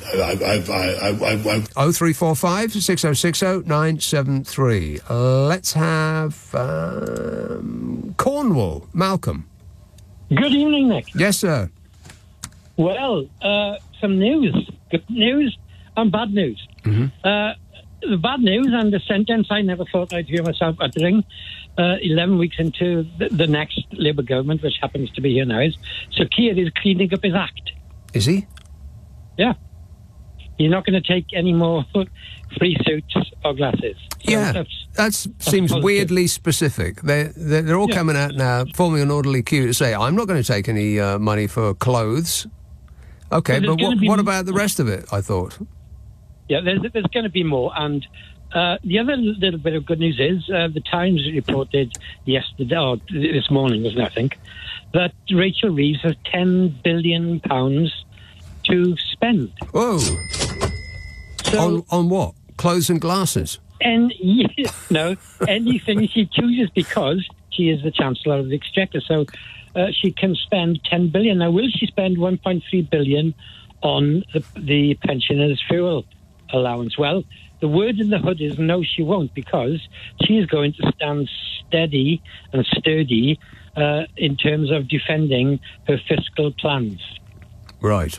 Now, here we go. I mean, if it's true that she's got an extra $10 billion and she does not cancel the order to cancel the heating allowance, I think then Labour really are as stupid as some people are saying they are. Because if she has that money, reputation is a hard thing to earn, first of all, and then to keep when you get it. It's easy to lose it. Yes. And it's already very dented, as I was telling you 3 weeks ago. And you, fair play to you, a loyal young man, loyal to Labour. No, I'm not. Wait. No. I am not loyal to Labour. No. I have voted for a whole rainbow of parties over my life, and I voted Labour last time because that was the highest probability of getting you-know-who out. Yeah, I checked myself to say that you went for the thing that was best for the country right now. How's that? Is that okay? Yeah. I'm out of that one. So, yes. But the point I make is that all of this was utterly needless. And I said quite recently, like about 12 hours ago, that... I quote myself from 12 hours ago. Yeah. That, Nick, it's utter madness. If me, like a stupid Welshman living in Cornwall, couldn't see that... If I spouted what Starmer had done for 5 years... Right, but... 4 years. Hold on, let me make this point, Nick. But if I spouted that for 4 years and then I came into power and I did totally the opposite, I would deserve the handle of stupid, wouldn't I? I'm not sure he's doing totally the opposite. Totally the opposite of what? Well, he stood up and look, this isn't a criticise Starmer rant, right? It isn't. But the point I make is this. You look back to Rishi Sunak. He stood up in Downing Street and said, this government will have integrity, honesty... There's no evidence that he said anything of the sort. This government will have integrity, professionalism and accountability at every level. Every level. And within months, you, me, Starmer, and anybody else with half a brain will say, hang on, Richie, you weren't telling us the truth that afternoon. Yes, but which part of what Keir Starmer said is he doing the opposite of? Right. What I'm saying is integrity, honesty, right? For me, integrity means you don't do the things he's already done. You don't do the pensioner thing. You don't do I don't believe he ever said that he wasn't going to do that. And you know who said that... wait a minute. And you know who said that they were going to take the winter fuel allowance from pensioners based on the Conservative Party? That was in their manifesto. Yes. So their protestations of anger and fury should be taken with a pinch of salt. Yeah, but I mean, Labour's got 100 years. And I go back to my point about there shouldn't have to be some... No. Pensioners should not have to be waiting for the munificence of whoever happens to be running the government at the time for being so generous as to get them through winter without them freezing to death. That should not be an option for them. They shouldn't even have to think about that because their pensions from the state should easily cover that, as they do in our European neighbours. I think the point that people are missing is that the state pension is dismally, embarrassingly small for a country as rich as we are. And the reason why is because distribution of wealth. We are a rich country, but we're a country full of poor people. Let me finish on this, Nick. Right? Europe, in Western Europe, Britain and the Netherlands name storms. In the south of Europe, France, Portugal, and other countries, they name the storms. And there's a storm at the moment which is destroying southern Europe. Yes. And it's called Storm Boris. Storm Boris. Yeah. Well, it's laid waste to this part of northern Europe, so let's set him on southern Europe and see what happens. Good idea. Yeah. All right. Thanks a lot, Malcolm. Got to go. 0345 6060 973. This text from Chris in Nottinghamshire says, have you seen the House of Commons menu for the terrace cafeteria? Clearly, we need to heavily subsidise their meals as they aren't paid. I blame Meghan Markle. Right. I did go through the menu from I can't remember the name of the fancy restaurant there. Well, they have several fancy restaurants, but one of them was the fancy schmancy restaurant, and the description of the meal. I should pull that out because it entertained me going through it. I mean, it's absolutely outrageous. It was like seeing a menu from the 1970s. The description of what they were having was all fondant this and jus the other, and it looked like the menu from a Michelin-starred restaurant, and the prices were from a burger joint. You know, it would be a steak with fries and your choice of sauces and dauphinoise potatoes and all of that lot. $7.50, there or thereabout. Absolutely ridiculous. It's unbelievable. I mean, talking about living in a bubble, they've got no idea what decade we're living in as far as the prices are concerned when they sit down to eat at our expense. But anyway, you know me, I never complain. Whinging and whining and moaning. Stuart in Shropshire says, my new MP is holding his first surgery 3 months after being elected. What? Yeah. 2 p.m. till 4 p.m. on a Friday afternoon, 15-minute sessions, so he can see 8 people from a constituency of 169,000. What a guy, says Stuart. And Bill texts, I can remember watching Pot Black on a black and white television. It made you concentrate as you had to remember where the coloured balls were.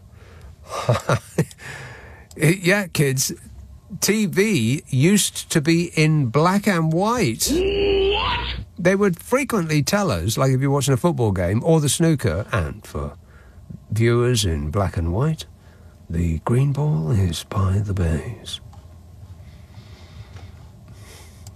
York. Hello, Jan. Hello, Nick. How are you? I am great, mate. Good. Can you remember where the brown ball is? Yeah, I remember that. The green is behind the... Yeah, good, wasn't it? Behind the white, yeah. Yeah, very good. I was going to say something about Starmer, but I think we're getting sick of him, aren't we? No. Already? All right, then. I was just going to say, after all the shenanigans of the last lot, you would think that this lot would want to be squeaky clean, wouldn't you? You would. Because it just looks so bad and makes everybody think that they are all the same. Precisely, yes. Yeah. I mean, people voted for a change, and more of this is not a change. We wanted a clean break, and it might inconvenience the current government a little bit to refuse all of these presents and inducements and however else you want to describe it. But I think it would just be better for the nation if we just had a clean break from Wait a minute. That lot. Yeah. And moved in a more decent direction. But the problem is that even if the alleged incident, I was going to say crime, but it's not a crime. The alleged incident is small beer. It still just plays into that. Oh well, if we know about that, what else is going on? And if he's feeling a bit skint, you can get a pair of glasses for under £50, can't you? So, He can't be feeling a bit skint, though. I mean, he just can't be. No, what does his wife do? I don't know. Well, I mean, you shouldn't bring his wife into it, but is she an earner? Because if so, they must be pulling in the best part of 300 grand. I mean, I'm guessing. I don't know what she does. Spouse of the current Prime Minister. Let's have a look. I bet she's a lawyer. Hang on a minute. Oh, she currently works for the National Health Service. Oh, right. There you are, you see, an occupational health worker. So she's not earning 150 grand a year, that's for sure. Right. Well, we'll let him off that then. Can I just say something else? Go on. You once interviewed Brian Sewell, didn't you? Yes, I did. Well, I was watching Watercolour Challenge earlier today. You were watching what? Watercolour Challenge. Watercolour Challenge? Yeah. What's that? It's a very old show. They're repeating it on Sky Arts. It was a contest where people had to paint something and they picked the winner. Right. And he was one of the judges. Uh-oh. Yeah. And it just reminded me of what you said. Well, yeah, I was interviewing him on another station a long time ago. And, he talks a bit like this. I don't know anything. Except posher. Even posher than smug. Exactly. And at the end of it, I said, do you really talk like this? And he said, well, of course I do. I wish they'd repeat that good programme he did, when he... he went on the Santiago de Compostela, didn't he? He went on the what now? He did that pilgrim trip. Oh. Is it the Santiago de Compostela? Don't ask me. I've got no idea. But I do know that he walked around Italy with a dirty white umbrella he was using as a parasol. I wish they'd repeat it.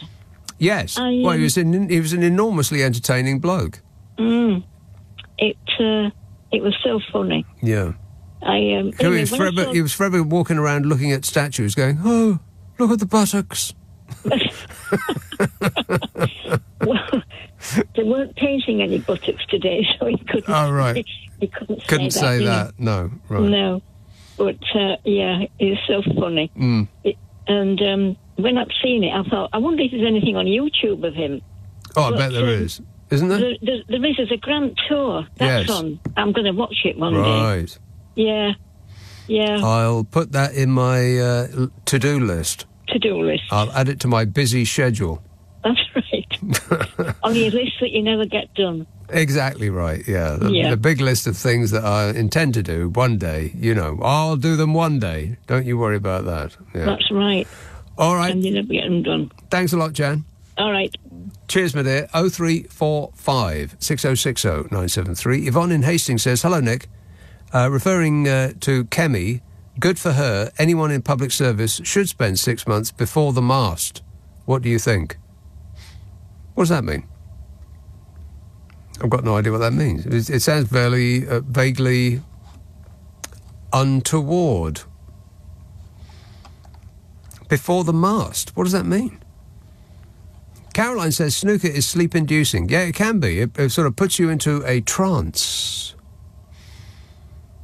I hit that button and nothing happened. I'll try it again. There you go. Too late. I'm awoken from my trance. This says, good news, I passed my journalism BA at university today, totalling £100,000 in debt. Blimey. £100,000 in debt. Brackets, no joke, that's how much my debt is. £100,000 in debt is insane enough, though. Let's all hope this stupid system is changed soon. I'm told at least it is cleared after 30 years. Oh, well, thanks, David Cameron and George Osborne. You're the best. Managed to get themselves free tuition at the best schools in the world, but bleep for the rest of us who want to try and make our miserable lives better. Yeah, well, I do find one of the many strokes of luck I've had in life is to go through university when it was still paid for. In fact, worse than that, kids, the government actually used to give us money. What? Yeah. We used to get a cheque from, not only did they cover the expense of going, but they used to give us money on top for, books. Oh, which I didn't spend on books. 0345 6060 973. Dublin, Shane. Hello, Nick. Shane. I wish I was popular enough or well-known enough to get things paid for me. I'm jealous of hearing about all these clothes and stuff. Yeah. But the one thing I saw about Keir Starmer, a video, and he was questioned about being the number one, funded politician, which, as you said, wasn't actually true. But the thing the Tories had was they lied to you, but they made it funny. And they made stories kind of entertaining. But he used the Tory line of, the things I'm focusing on now, or this, that, and the other. But he just didn't have that comical charm that makes you, they show the dimples when they smile. But you're not talking about Tories, Shane. You're talking about Mr. Blobby. The great big greedy nincompoop. The great big greedy nincompoop. Yes, he had a comedy act. But the rest of them didn't. The rest of them were just plain blooming annoying, telling us something that we knew wasn't true and insisting that it was. Up is down, they said. Black is white. Look, it's right there in front of you. No, it blooming well isn't. It was infuriating. But the one thing I definitely wish someone paid for, I've spent €200 as a result of a beast of 2 wasp stings. Blimey.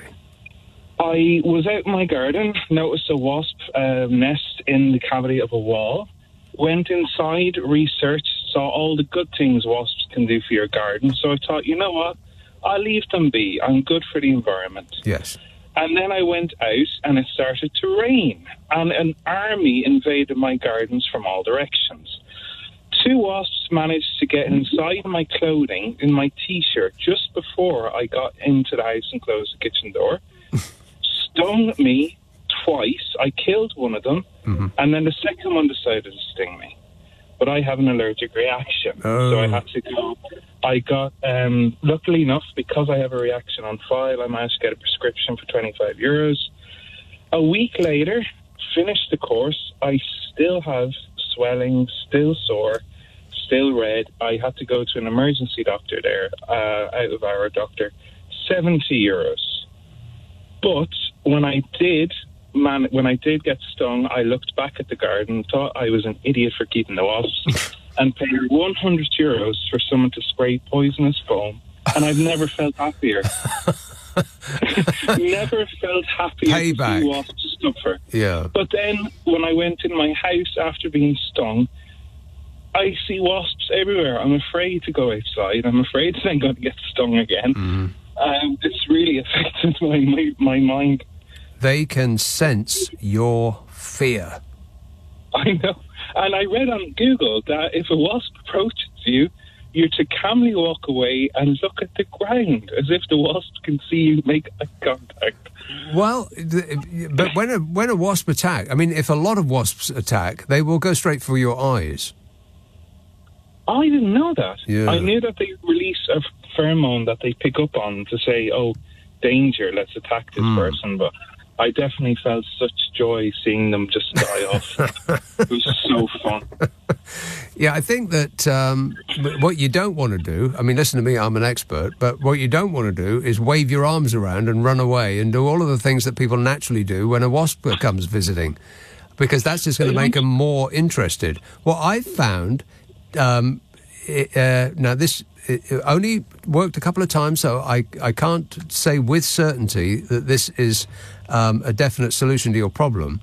But have you ever seen or heard of those the electric tennis bats? They call them one of them's called the Terminator, and it looks like a small tennis bat. Yeah, tennis racket. Yeah, the death bat. Yeah. Now, if it's a clothes moth, it will kill it. But if it's a housefly or a wasp or something like that, it will just stun it. It will give it a very bad time for a brief moment, and then I think it will go off and tell its mates, "Well, you don't want to go round there because he's got the death bat with him." Unfortunately, you have to be within arm's reach of them, and yes, that's where I'd fail. That's right. So I prefer to use the poisonous spray that I have from a distance. Yeah, get an expert in and execute every last one of them. Yeah. Absolutely. And I think it's affected my mind as well. I don't know what the tablets I was on or something, because I went to a cafe today. It's a small little one. They have a milk, they sell unpasteurized milk from a vending machine straight from the farm. And I thought, you know what, I'm going to get my sandwich, I'm going to get my coffee, sit down, finish that, then I'll fill up the milk so it's not waiting. I went up with my plate, went to the vending machine, filled my bottle, and if you don't bring your own bottles, it's €5 per bottle, and it's €2.50 to fill it.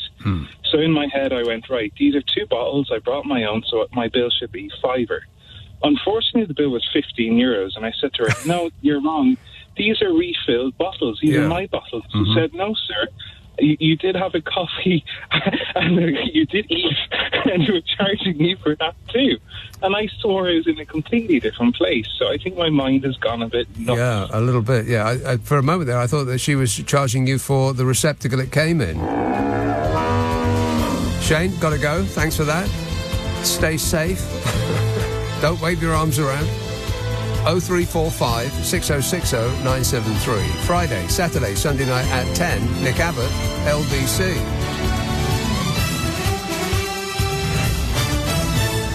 On your radio, on Global Player, and Play LBC. leading Britain's conversation. This is LBC.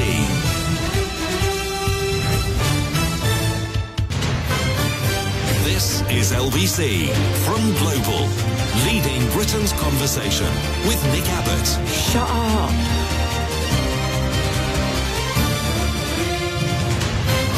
Anybody care what this guy thinks? No! It says, quick question on the state pension in other countries. How much tax do they pay in those countries?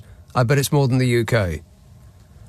Well, it depends on which country you're talking about, and I have absolutely no idea how much tax they pay in those countries, but I bet it's not more than the UK. So, there. Nadia in Hastings says, the pension is going up £1,000. I say again, winter fuel allowance has been taken from all disabled people by the Tories a couple of years ago. A heated throw saved me and my little dog last year, says Nadia. Is that accurate? Winter fuel allowance was taken from disabled people by the Tories a couple of years ago? Not sure.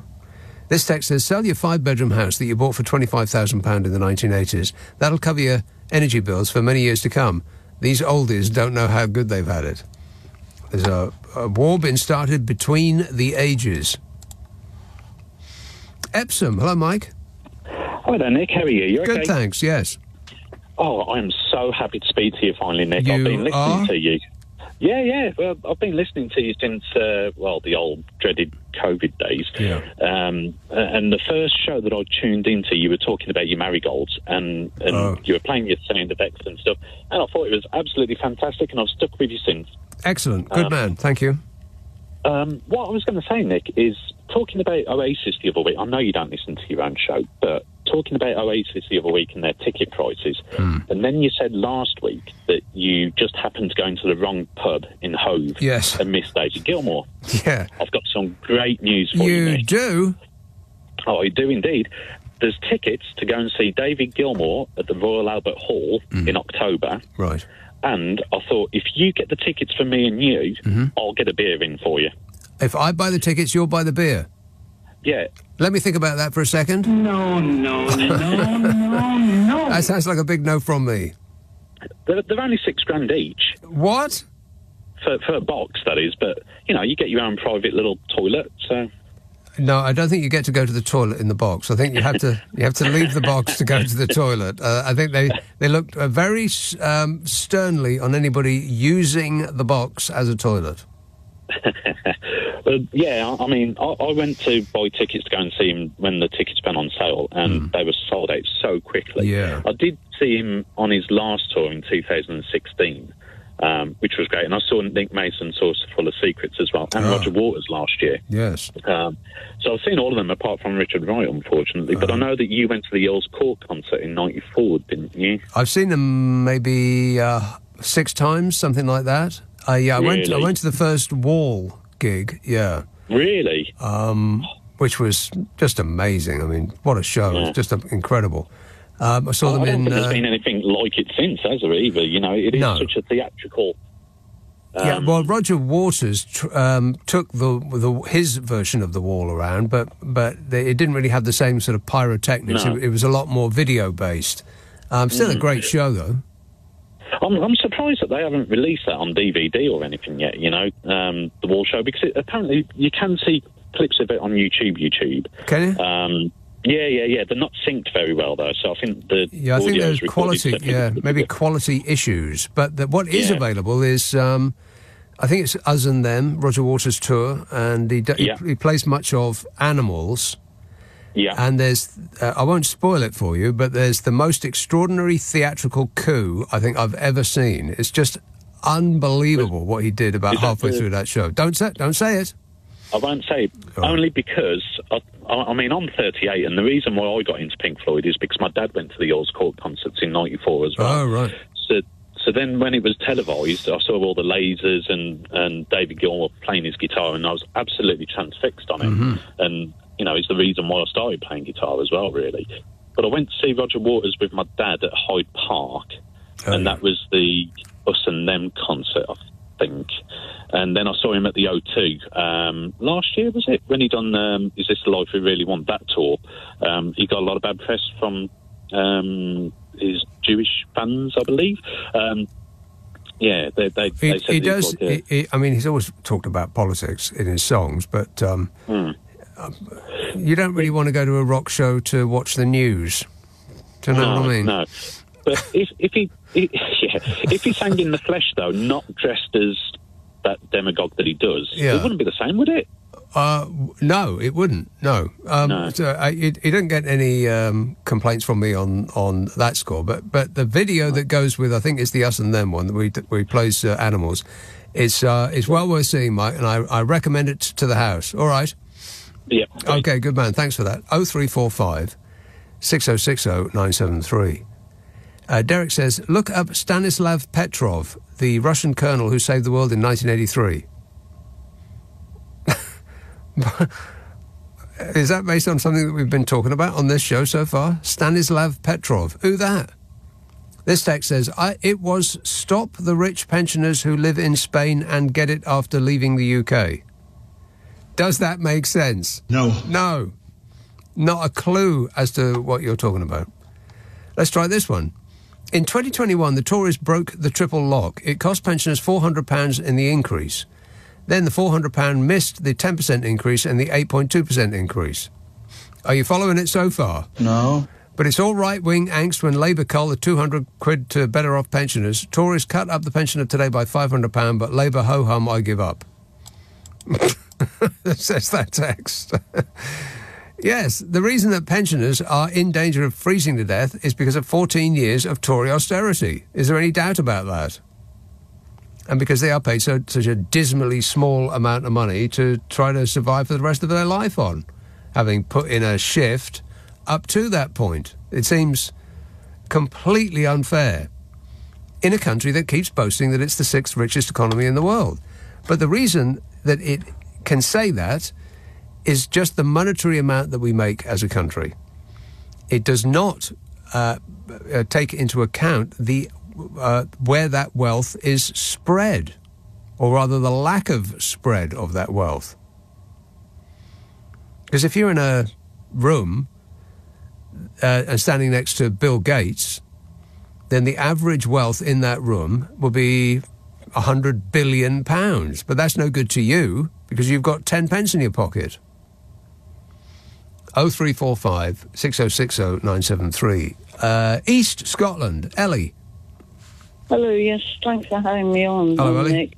Just to say that it's got to go back to Starmer and why he is attacking, that it does seem like that, the very poorest, most vulnerable people right at the bottom there. I cannot tell you. He stood on a platform of change. Well, I don't even know whether the Tories would have done this. Especially not at this time when, as you say, we've experienced 14 years of the they were going corrupt Tory rule. Just on that point, Ellie, they were going to do it. It was in their manifesto. They were going to test the winter fuel allowance. Right, means test, but of course Starmer's not doing that, is he? Well, he really? is. No, he is. He's only allowing those on pension credit guarantees. That's the test. To have that. Yeah, but there again, it may well be that the pensioners are extremely poor, and just because they aren't on pension credit doesn't mean they're not extremely poor. And they've probably been battered by, as you say, the last 14 years of Tory rule. Yes, I agree entirely. We are the poorest paid, as when it comes to pensions, when it comes to any state benefits, when it comes to any kind of analysis against Europe. We are always on the poorest side of the whole thing. Rather similar to a kind of third world in the Europe is what we have ended up. Well, we are a first world country with a nation full of people who are living the life of a third world country. Yes, don't you think that is outrageous? Yes, I do. I've mentioned that it's Don't you think in a democracy that there shouldn't be this, really? And as you said, democracy doesn't really have anything to do with it, but... No, but actually we go out so-called to vote, but not many people really do as such. And then we vote for that 5-year block. Meanwhile, they can do anything they like. Starmer's doing on this platform of change. And I thought he was going to actually go for the people that have never had it so good upwards and lasted since basically. I agree. I agree entirely that it was an unforced error to do this first. Now, if he did intend on doing it, to do it first just seems politically incompetent. And ethically unjustifiable. Wrong. But let's wait until the budget next month, and then we'll know what their intentions are as regard where he keeps talking about those with the broadest shoulders. Yes. Well, let's see, and the budget will tell us, but not until then, really. So let's hold off the hangman. Until that point. All right. I know, but Nick, people say to me it can only get worse over the next few years. It can only get worse. They can't take any more people at the bottom here. They've been squeezed and, as you say, many things taken off them. Well, it's not just the people. I agree 100%, but it's not just the people at the bottom, it's the people in the middle as well, because the people at the bottom, they don't pay the tax that makes the country go round. Yes. Neither do the super rich, because they can employ whole buildings full of people to make their money just disappear. Yes. It's all the people in the middle, us poor dopes who pay taxes. Yes. We're the ones that are keeping the lights on. I know. I hope he does the right thing and goes for those people at the top and the multinationals who don't pay taxes. We'll find out. Let's see where his courage is. Exactly right. It takes a brave man to do that. Thank you. Thank you, Ellie. Well, it shouldn't be brave at all. Where's the brave part come in? Just do it, for crying out loud. I mean, what are the billionaires going to do? Take out a contract on him? Bravery's got nothing to do with it. Yes, he should think and think again. And I wouldn't be remotely surprised if what actually happened was that the millionaires and the billionaires will comfortably get a pass. The donor class, and the people who can't afford to pay their tax now will be required to pay more of it. But let's find out when we get there. Not long to wait now. Isn't it exciting? No. Nick Nick Abbot. On LBC, call 0345 6060 973. Everything is going extremely well. You bet your life it is. Chris in Stubbington says, "Hi, Nick. I am annoyed that the energy company I am with has raised my electric standing charge per day to 65p. Only 2 years ago, it was 16p a day. Are we being ripped off?" Yes, Chris. Yes, you are being ripped off. Lawrence in Croydon says, "Hi, Nick. Do you notice that nobody in Clacton is complaining that Nigel Farage is not holding a surgery in their town? Perhaps they're having buyer's remorse." I think some of them are complaining, and justifiably. I might get to that in a minute. So much to talk about, so little time. Sarah in Pembrokeshire says, "Hi, Nick. Hi. I've sent you this to say I completely agree with you about the heated throws. I can go one better, though. A heated wrap. I've missed you. You were my sanity in horse pickle when I broke my back from coughing." Oh, hospital. Horse pickle. You broke your back from coughing? Blimey. Does it hurt when you laugh? What's a heated wrap? I mean, it sounds like a sandwich. I'm telling you, heated throws. I mean, they may cost a bit. They do. But the pleasure that you get from them is off the scale. I love them. I mean, they put the heat on you. You don't have to heat the room or the whole flat or the whole house. It puts the heat right on you. And you can dial it up to boil or keep it a nice simmer. And, I don't know, like 50, 60, 70 quid. It's a lot, but I'm telling you, the pleasure that you'll get from it is unmatched by an ordinary non-electric blanket. So if you're dreading the cold, trust me when I'm telling you. Not a blanket, because that's the thing you put on the bed and then you lie on top of. And I don't think you can twist them around and, move them about and all that stuff. You want a heated throw. And you can thank me... No, wait. I've changed my mind. You can thank me now. Thank you. Appreciate it. Carnforth. Hey, Penny. Yeah, Nick, you all right? Yeah, great, mate. Good. No, well, I'm doing this winter what I think it was a Tory MP said last winter or the winter before, that we should just cuddle our pets. So, I don't need a heated throw, Nick. I've got 2 cats, so they just just have them to lie on me. What if your pet is like a snake or a crocodile? A bit of a cold pet. I'm not into the non-furry kind of pets. No. I prefer the furry type with whiskers. I've just seen my glamorous assistant next door has just pulled up an electric heated shawl, USB rechargeable, plush heated throw, portable blanket. Doesn't that sound fantastic? $19.99? What? Wow, that sounds a bargain in any language. Let's hope it doesn't blow you up. It's made in God knows where. No, I've got a cat hot water bottle at the moment. I'm just looking at the label. Made in God knows where. How did you know? No, I'd be a bit wary of that. Anyway, no, I'm in bed quite a lot of the time anyway, so I'm snuggled up under my camel hair duvet. So a camel hair duvet? Yes, camel hair duvets they are the absolute creme de la creme of duvets. So it's stuffed with camel hair, not the outside of it is? No, the inside is camel hair. Why camel hair? It's very light, but it's incredibly warm, and yet it's cool in the summer. It's weird. I've had other duvets where I've had to have a summer one and a winter one, but I'm never...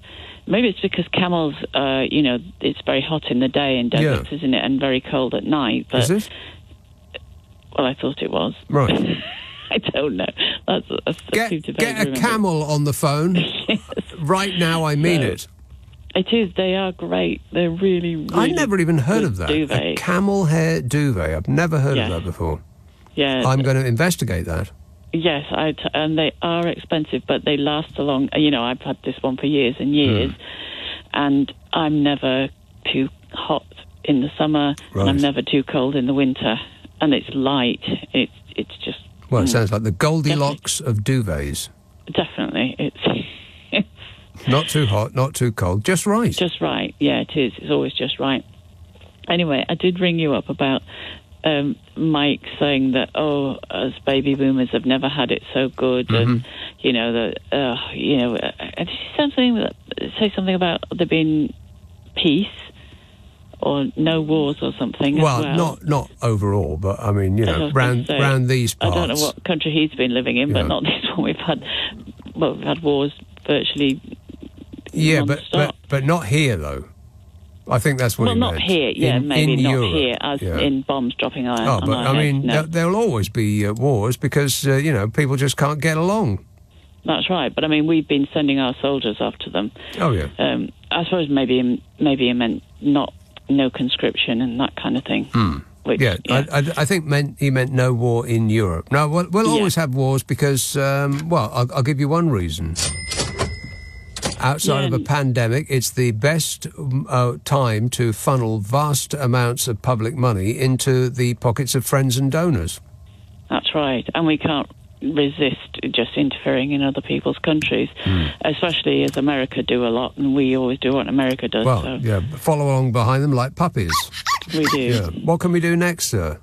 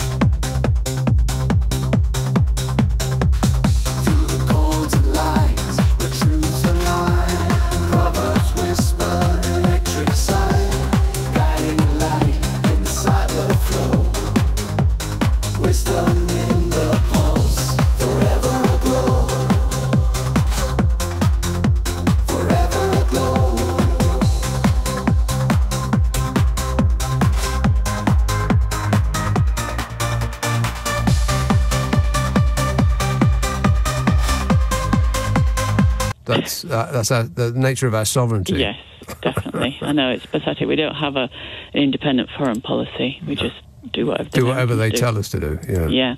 But I was going to say about pensioners. I think he gave a rather rosy picture of pensioners. Not all pensioners are even. I mean, it's 40% of pensioners don't earn enough to pay tax. I don't pay tax. My pension is $11,500. And that's on the higher rate, the new pension rate since 2016. Yeah. There's a lot of women who, especially in their 80s and 90s now, who would have been women that stayed at home, during the late 40s, 50s, even 60s, actually, because I remember in the 60s, people could survive on one wage. A bloke used to go out to work, That's right. and the women stayed at home, and so they don't have. A lot of the women of that generation don't have enough stamps to be paid, even the pittance of pension that is the full pension now. Yeah. So there are a lot of poor pensioners, and there's people who are just over the threshold for pension credit as well. In fact, the pension that I get now, which is the new pension from 2016, nobody on that could get pension credit. As far as I know, because I think the cut-off point is something like £221. Yes, well, I think what all of this conversation comes down to me we treat our pensioners abysmally in this country compared to our nearest European neighbours. Now, if they can do it, if people who just randomly got born to parents in Spain or France or Germany, if they can live out the twilight of their years in comfort and the security that they aren't going to run out of money and they won't be able to turn the heating on if it gets cold, if they can do it, why can't we? Of course we could. And it's the same with disability benefits and with benefits generally. I mean, universal credit is so low, and that's the benefit that most people are being put on, even disabled people these days. This is the difference between us and the Scandi countries. We have traditionally preferred the winner-takes-all I'm all right, Jack. If you're not well off, then it is somehow your fault. It's not, if you failed to be born to millionaires, then that's just your lookout. Whereas the Scandinavian countries, they do the opposite of that. People pay a decent amount in tax, and then the government takes it and it spends that money to make people feel comfortable, which is one of the things that we all strive for in life: happiness, comfort, a feeling of security, and that's what they get from their government, and that's the reason that they keep coming out at the top of the World Happiness Index. I mean, there was a survey a little while ago that put us at the bottom on Earth of the most miserable countries in the world. I think Uzbekistan was the only one that did worse than we. And I've got no idea. I don't even know where Uzbekistan is. But whatever they're doing there is even worse than here. And so, and that's the consequence. Got a rather vicious dictator, right, haven't they? And that is the consequence of the way that we run our affairs. The winners take all, and everybody else gets nothing. And then we boast about what a rich country we are. We are a rich country, but we're a rich country full of poor people. We're a very unequal country, and we're like America. We're more like America than our European neighbours. To our disadvantage, yes. Yeah. Oh, definitely, yeah. And you can't even shoot anybody if you're furious, because they've taken our guns. Yeah, well, in America, it's just completely bonkers at the moment. At the moment, it is. Saying at the moment, it is anyway, but just... I would expect it to get a lot more bonkers from this moment on. I know, definitely, with this election. I mean, can you imagine if Trump loses, they're all going to be out there going completely bonkers. Yes, they will. And the reason that they go completely bonkers is because his cult fans never interact with anybody else. They go to his safe space rallies, and they never see anybody who isn't wearing a MAGA hat. This is why they were so surprised when Donald Trump lost, is because they kept going to these rallies that were full to the brim with, 10,000 people here and 20,000 people there, and they never saw a dissenting face or voice. And so they thought, well, of course we won, because the only people I ever see are people who are his fans. And that's who they talk to on social media. They only talk to people who think, talk, walk and squawk exactly like they do, which is why they were so stunned that there's this whole other half of America that thinks the complete opposite. I think it depends where you live as well, because if you live, I don't know, out in the sticks where they... Oh, I'm just going to choke, excuse me. Mm-hmm. Where they... Oh, dear, oh, dear. Are you all right? I'll finish that sentence. If you live out in the sticks, where the not to put too fine a point on it, where the dingalings live, then that's right. Yeah, they've all got bumper stickers with goodness knows what on. You know. And I guess it's because the brightest, and this is not 100%, but we're just talking averages here. On average, the brightest people in America who are in the middle leave the middle and they go to the cities, and the people that get left behind, I love the poorly educated. Those people, they are all in with Donald Trump. The smarter people who went to the cities, they're in for Kamala Harris. Who would you rather be run by? Oh, God, well, I mean, who would anybody... Yeah, jeez. I mean, I'm not a big fan of the Democrats at the moment, especially with everything that's going on in Palestine, but I mean, obviously, if I lived in America, God, I mean, I'd rather die than vote for Trump. I mean, just can you imagine? I think that there are T-shirts made up that say that exact same thing. Yeah, because it's not just America that's going to affect. It's got to help the world, isn't it? Exactly. I mean, what is he going to do? I just don't. I can't even bear to think about it. I know it's. If it wasn't happening to us, it would be exciting. As it is, it's terrifying. Annie, got to go. Thanks for that. Leading Britain's conversation. Nick Abbot. Alexa, send a comment to LBC. He thinks he looks good in a bathing suit. He doesn't.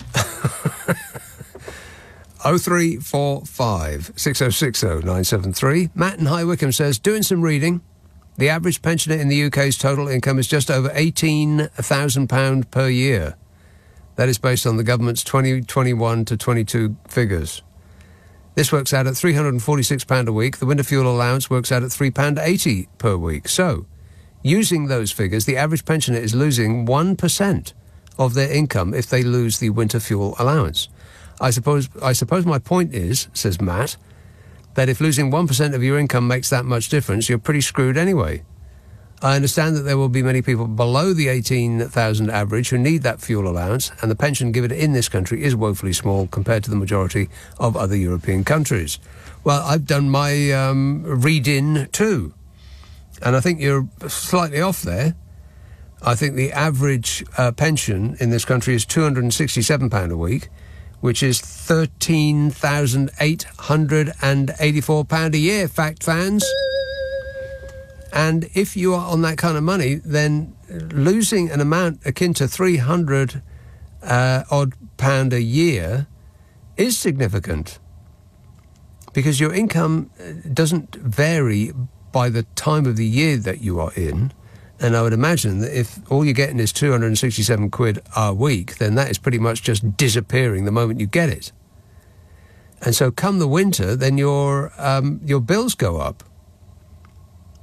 The gas and electricity being just one portion of them, because you eat more in the winter and you heat your food more in the winter. You don't eat salads and quite cold food quite so much, and you put your elbows through a jumper, so you need to go out and buy one of those, and, you know, your outgoings go up in the winter.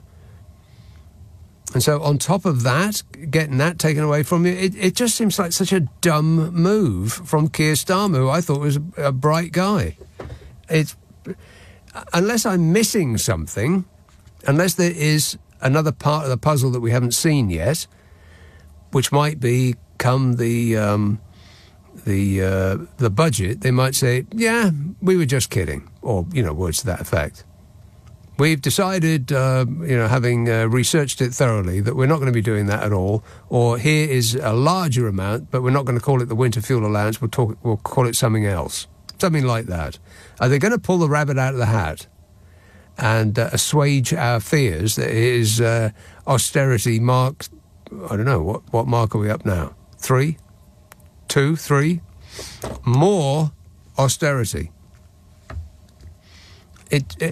But if they are going to do that, then it seems like a pretty weird way to go about running a country, because of all the negative publicity they're getting at the moment from doing this.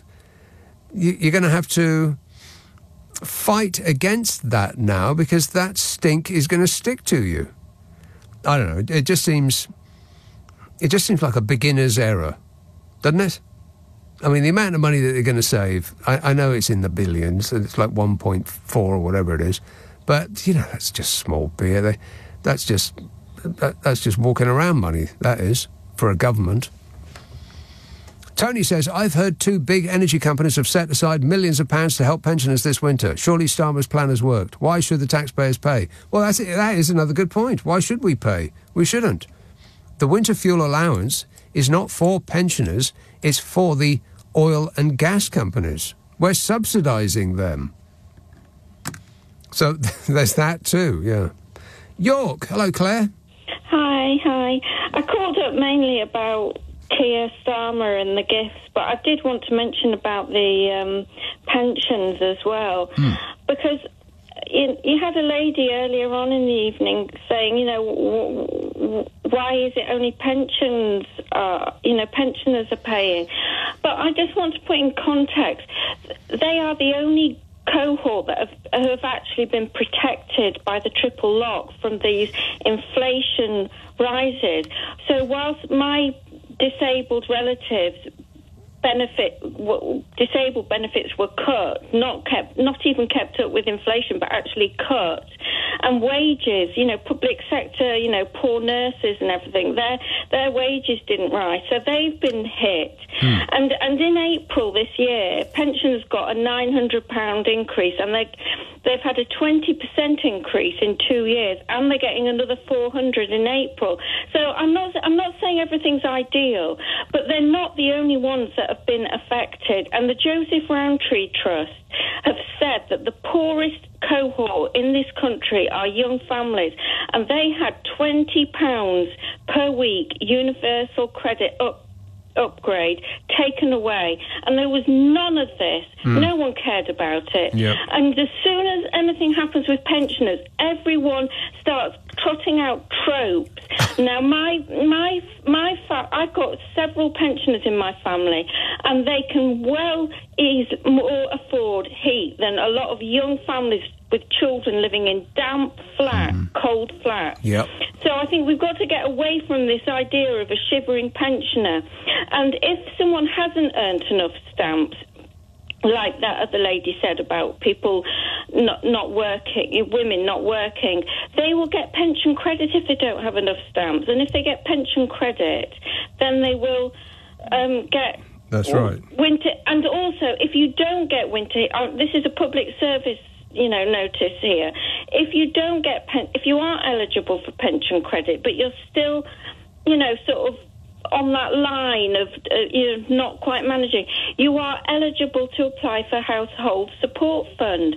So that with the Household Support Fund plus the 900 upgrade this year, 400 next year, that they're not worse off than they were last winter, because this winter energy prices, according to Martin Lewis, are less than they were last winter. Yeah. So it's not like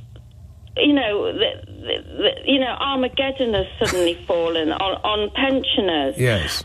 My disabled family are in wheelchairs, so they can't even move around or anything to keep warm, and their benefits have been cut by this last government, Tory government. No one was up in arms about disabled benefits being cut. Right, that's a very good point. Yes. Now about I also have an update on the cat-eating Haitians as well. But first off, the issue about the gifts, I don't have an issue with gifts being given. What I have an issue with is what those gift givers get in return.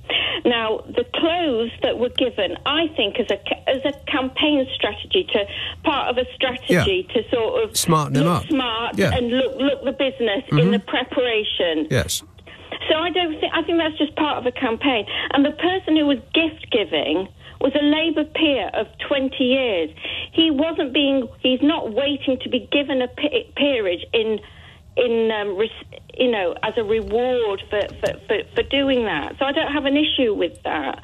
I have far more of an issue with people like Boris Johnson surreptitiously going to KGB parties and then making that man's son a peer. That to me is something to be worried about. Yeah, exactly. I don't think it could reasonably be described as a KGB party. Well, shorthand for he was an ex-KGB man, and he gave a party, right? And he didn't have any he weirdly dropped his security back home. Yeah.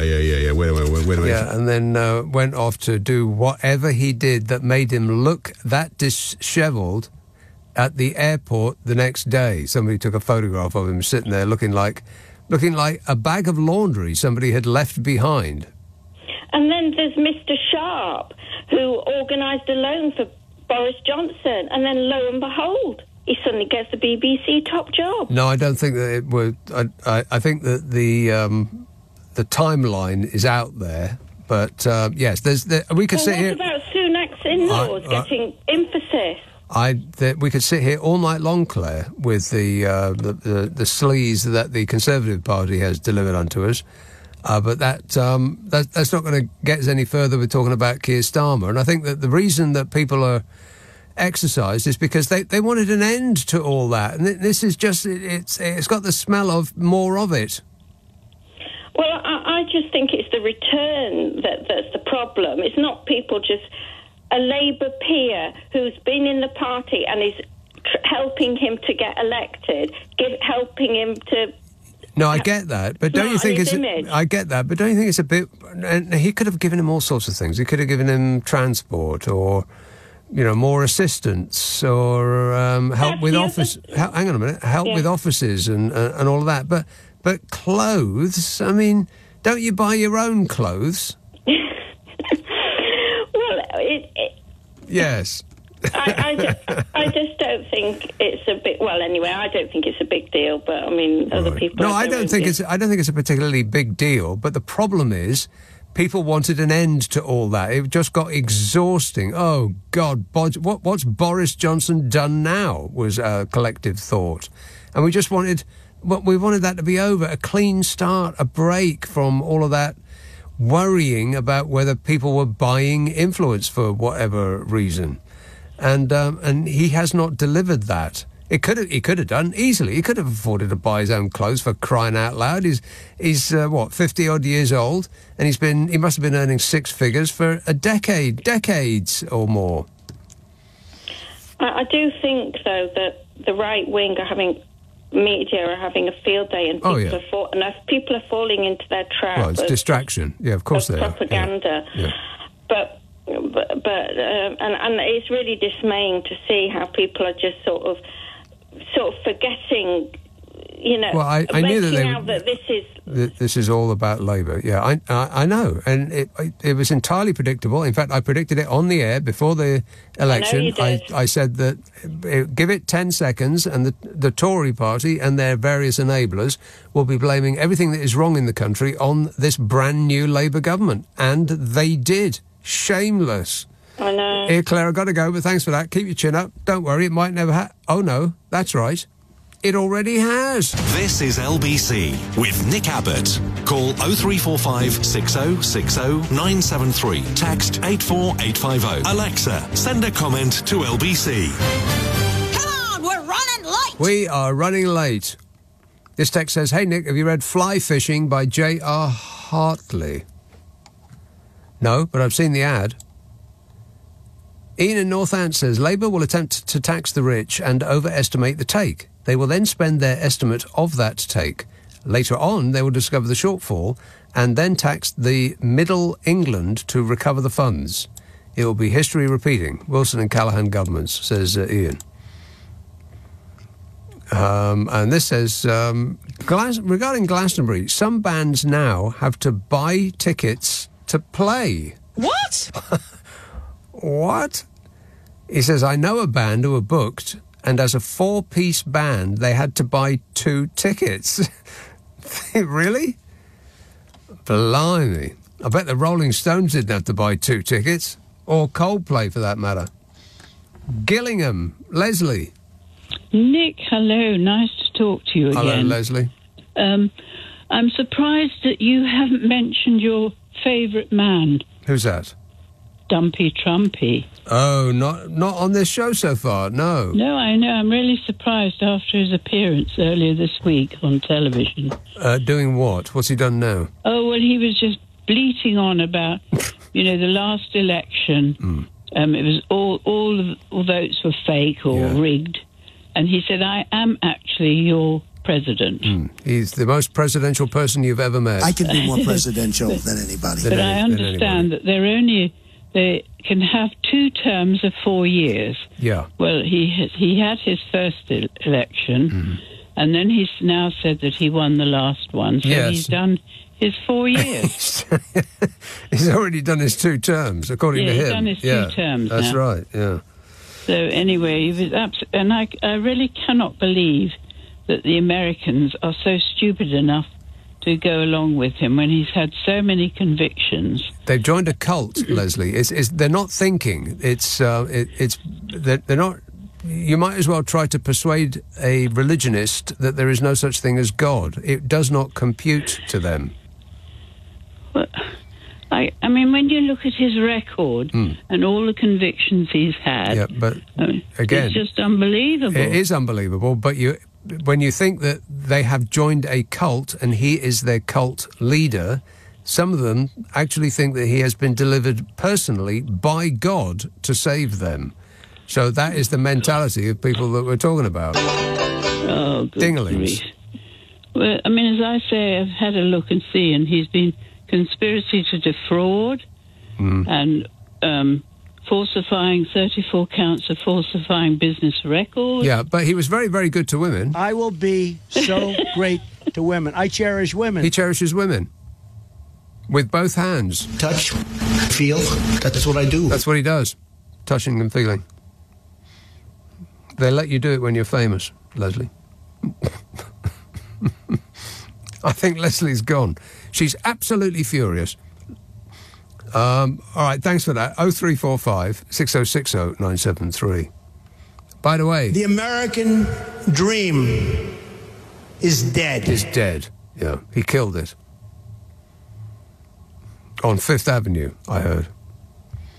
This says, Nick, I am with you on the wearable heated blanket, but I can raise you the electric blanket on your bed, linked to a smart switch. It's honestly a game changer for the night shift worker. Imagine popping onto your app at 5 minutes to 1, just before you finish work, switching on your blanket, and when you get home at 2 a.m, in the freezing cold, you slide in to a welcoming cocoon of cosy loveliness. Honestly, it's better than, well, whatever you can think of, says that texter. Well, I'm thinking of all sorts. It sounds a delight. I'm not sure I'd be totally comfortable with switching on something like a heated blanket when I'm not in the house. I don't know, that doesn't seem like a great idea to me. I mean, I'm sure it's perfectly safe. Look at the label. It says made in wherever. And that sounds like a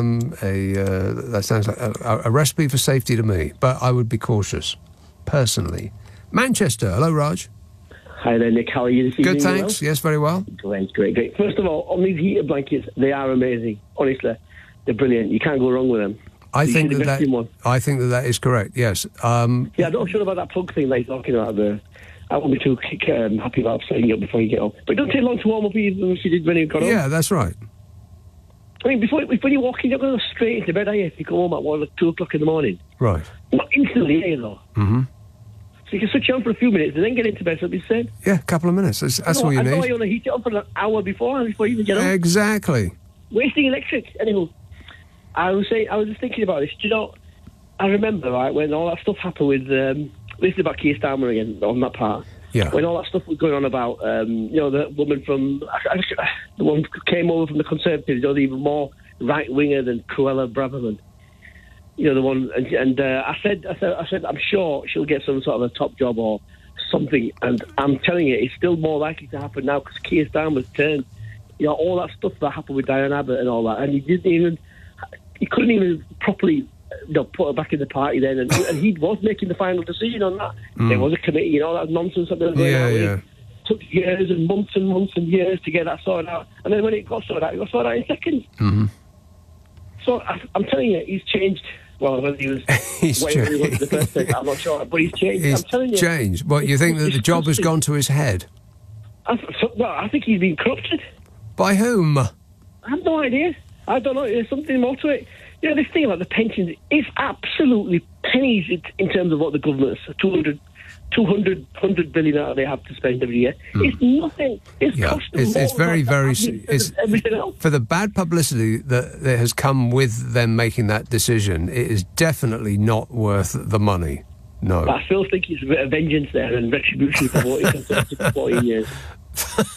Because pensioners are likely to vote for the other side. Yeah. The other one, for the last 13 years, when the Conservatives were, the 13 years before, they blamed Gordon Brown's government, all them problems that they had for the last 13 years, 13 years of their being in power. So in this last year now, that they're saying that anybody can say anything and say, it was them, but for the last 13 years of the government, Conservative one. They blamed Gordon Brown for all the problems that they had. Mm-hmm. Well, it's always somebody else's fault. Yeah, it's now there's been, 100 days or whatever.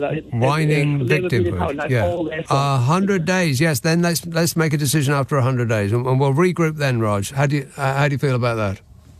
Sounds like a plan to me. Excellent work. Thanks, that man. My recommendation is that you try decaffeinated coffee. I've never heard anybody speak so fast in my life. Slow down, relax. You're going to put your jaw out talking that fast. This text says, Nick, you are so right about electric throws. Octopus Energy have given loads of them to people who are vulnerable. It was the idea of Greg Jackson, the CEO. Is that a fact? Well, I do recommend them. Katie says, oh, Nick, I feel you are Keir bashing for the sake of it. Do you want him to dress like Michael Foot? Well, no. But is the only other option that somebody else buys his suits? That just seems weird to me. I mean, was the donor in the shop when he was trying them on, saying, oh, you know, those shoes don't go with that belt? Or did he just give him the money and he went... I mean, how did it work? It just seems weird to me.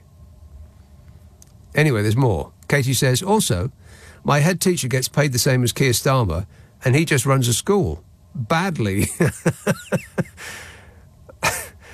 And if one more person says they've scrapped the heating allowance, I will scream, says Katie. They haven't scrapped it, it's means tested. And that is the right thing to do. Maybe the pensioners who claim they won't be able to heat their home should downsize to something they can afford to heat, like a studio flat, or get out of the house and get a job. That'll reduce their bill, whinging and whining. Let's not forget the alternative corrupt and crooked bleep show that is the Tories, says Katie. Just want to make absolutely certain that you understand that that's not me saying any of that. That is Katie saying it. No! Francis says, the wing media, I'm guessing that there's a word missing there, and I'm going to guess that it's right. The right-wing media is going after Starmer for his suits because they know that no one bought clothing for Mr. Blobby. He always looks so dishevelled and rumpled. They figured that they were on safe ground with this one. Yet nobody bought clothes for Mr. Blobby. It looked as though he just wandered around a bus station and picked up whatever clothing he found on the ground. I would imagine that he does actually have a tailor, and I would imagine that Mr. Blobby's tailor is quite expensive, and they must be pulling their hair out every time he appears dressed like that. Yeah. Wait a minute. Because it will reflect badly on the people who made those clothes. I bet they're absolutely apoplectic.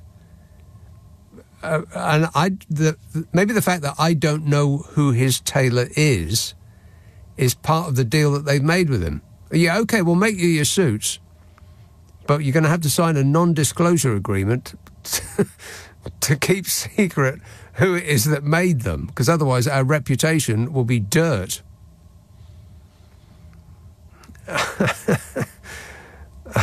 Adrian says, this week the Warwick Davis daytime game show Tenable has been axed. See what happens when the Tories lose power? And Meghan Markle must have played her part in it as well. I've absolutely no idea what any of that was about. So it's a perfect way to end the show.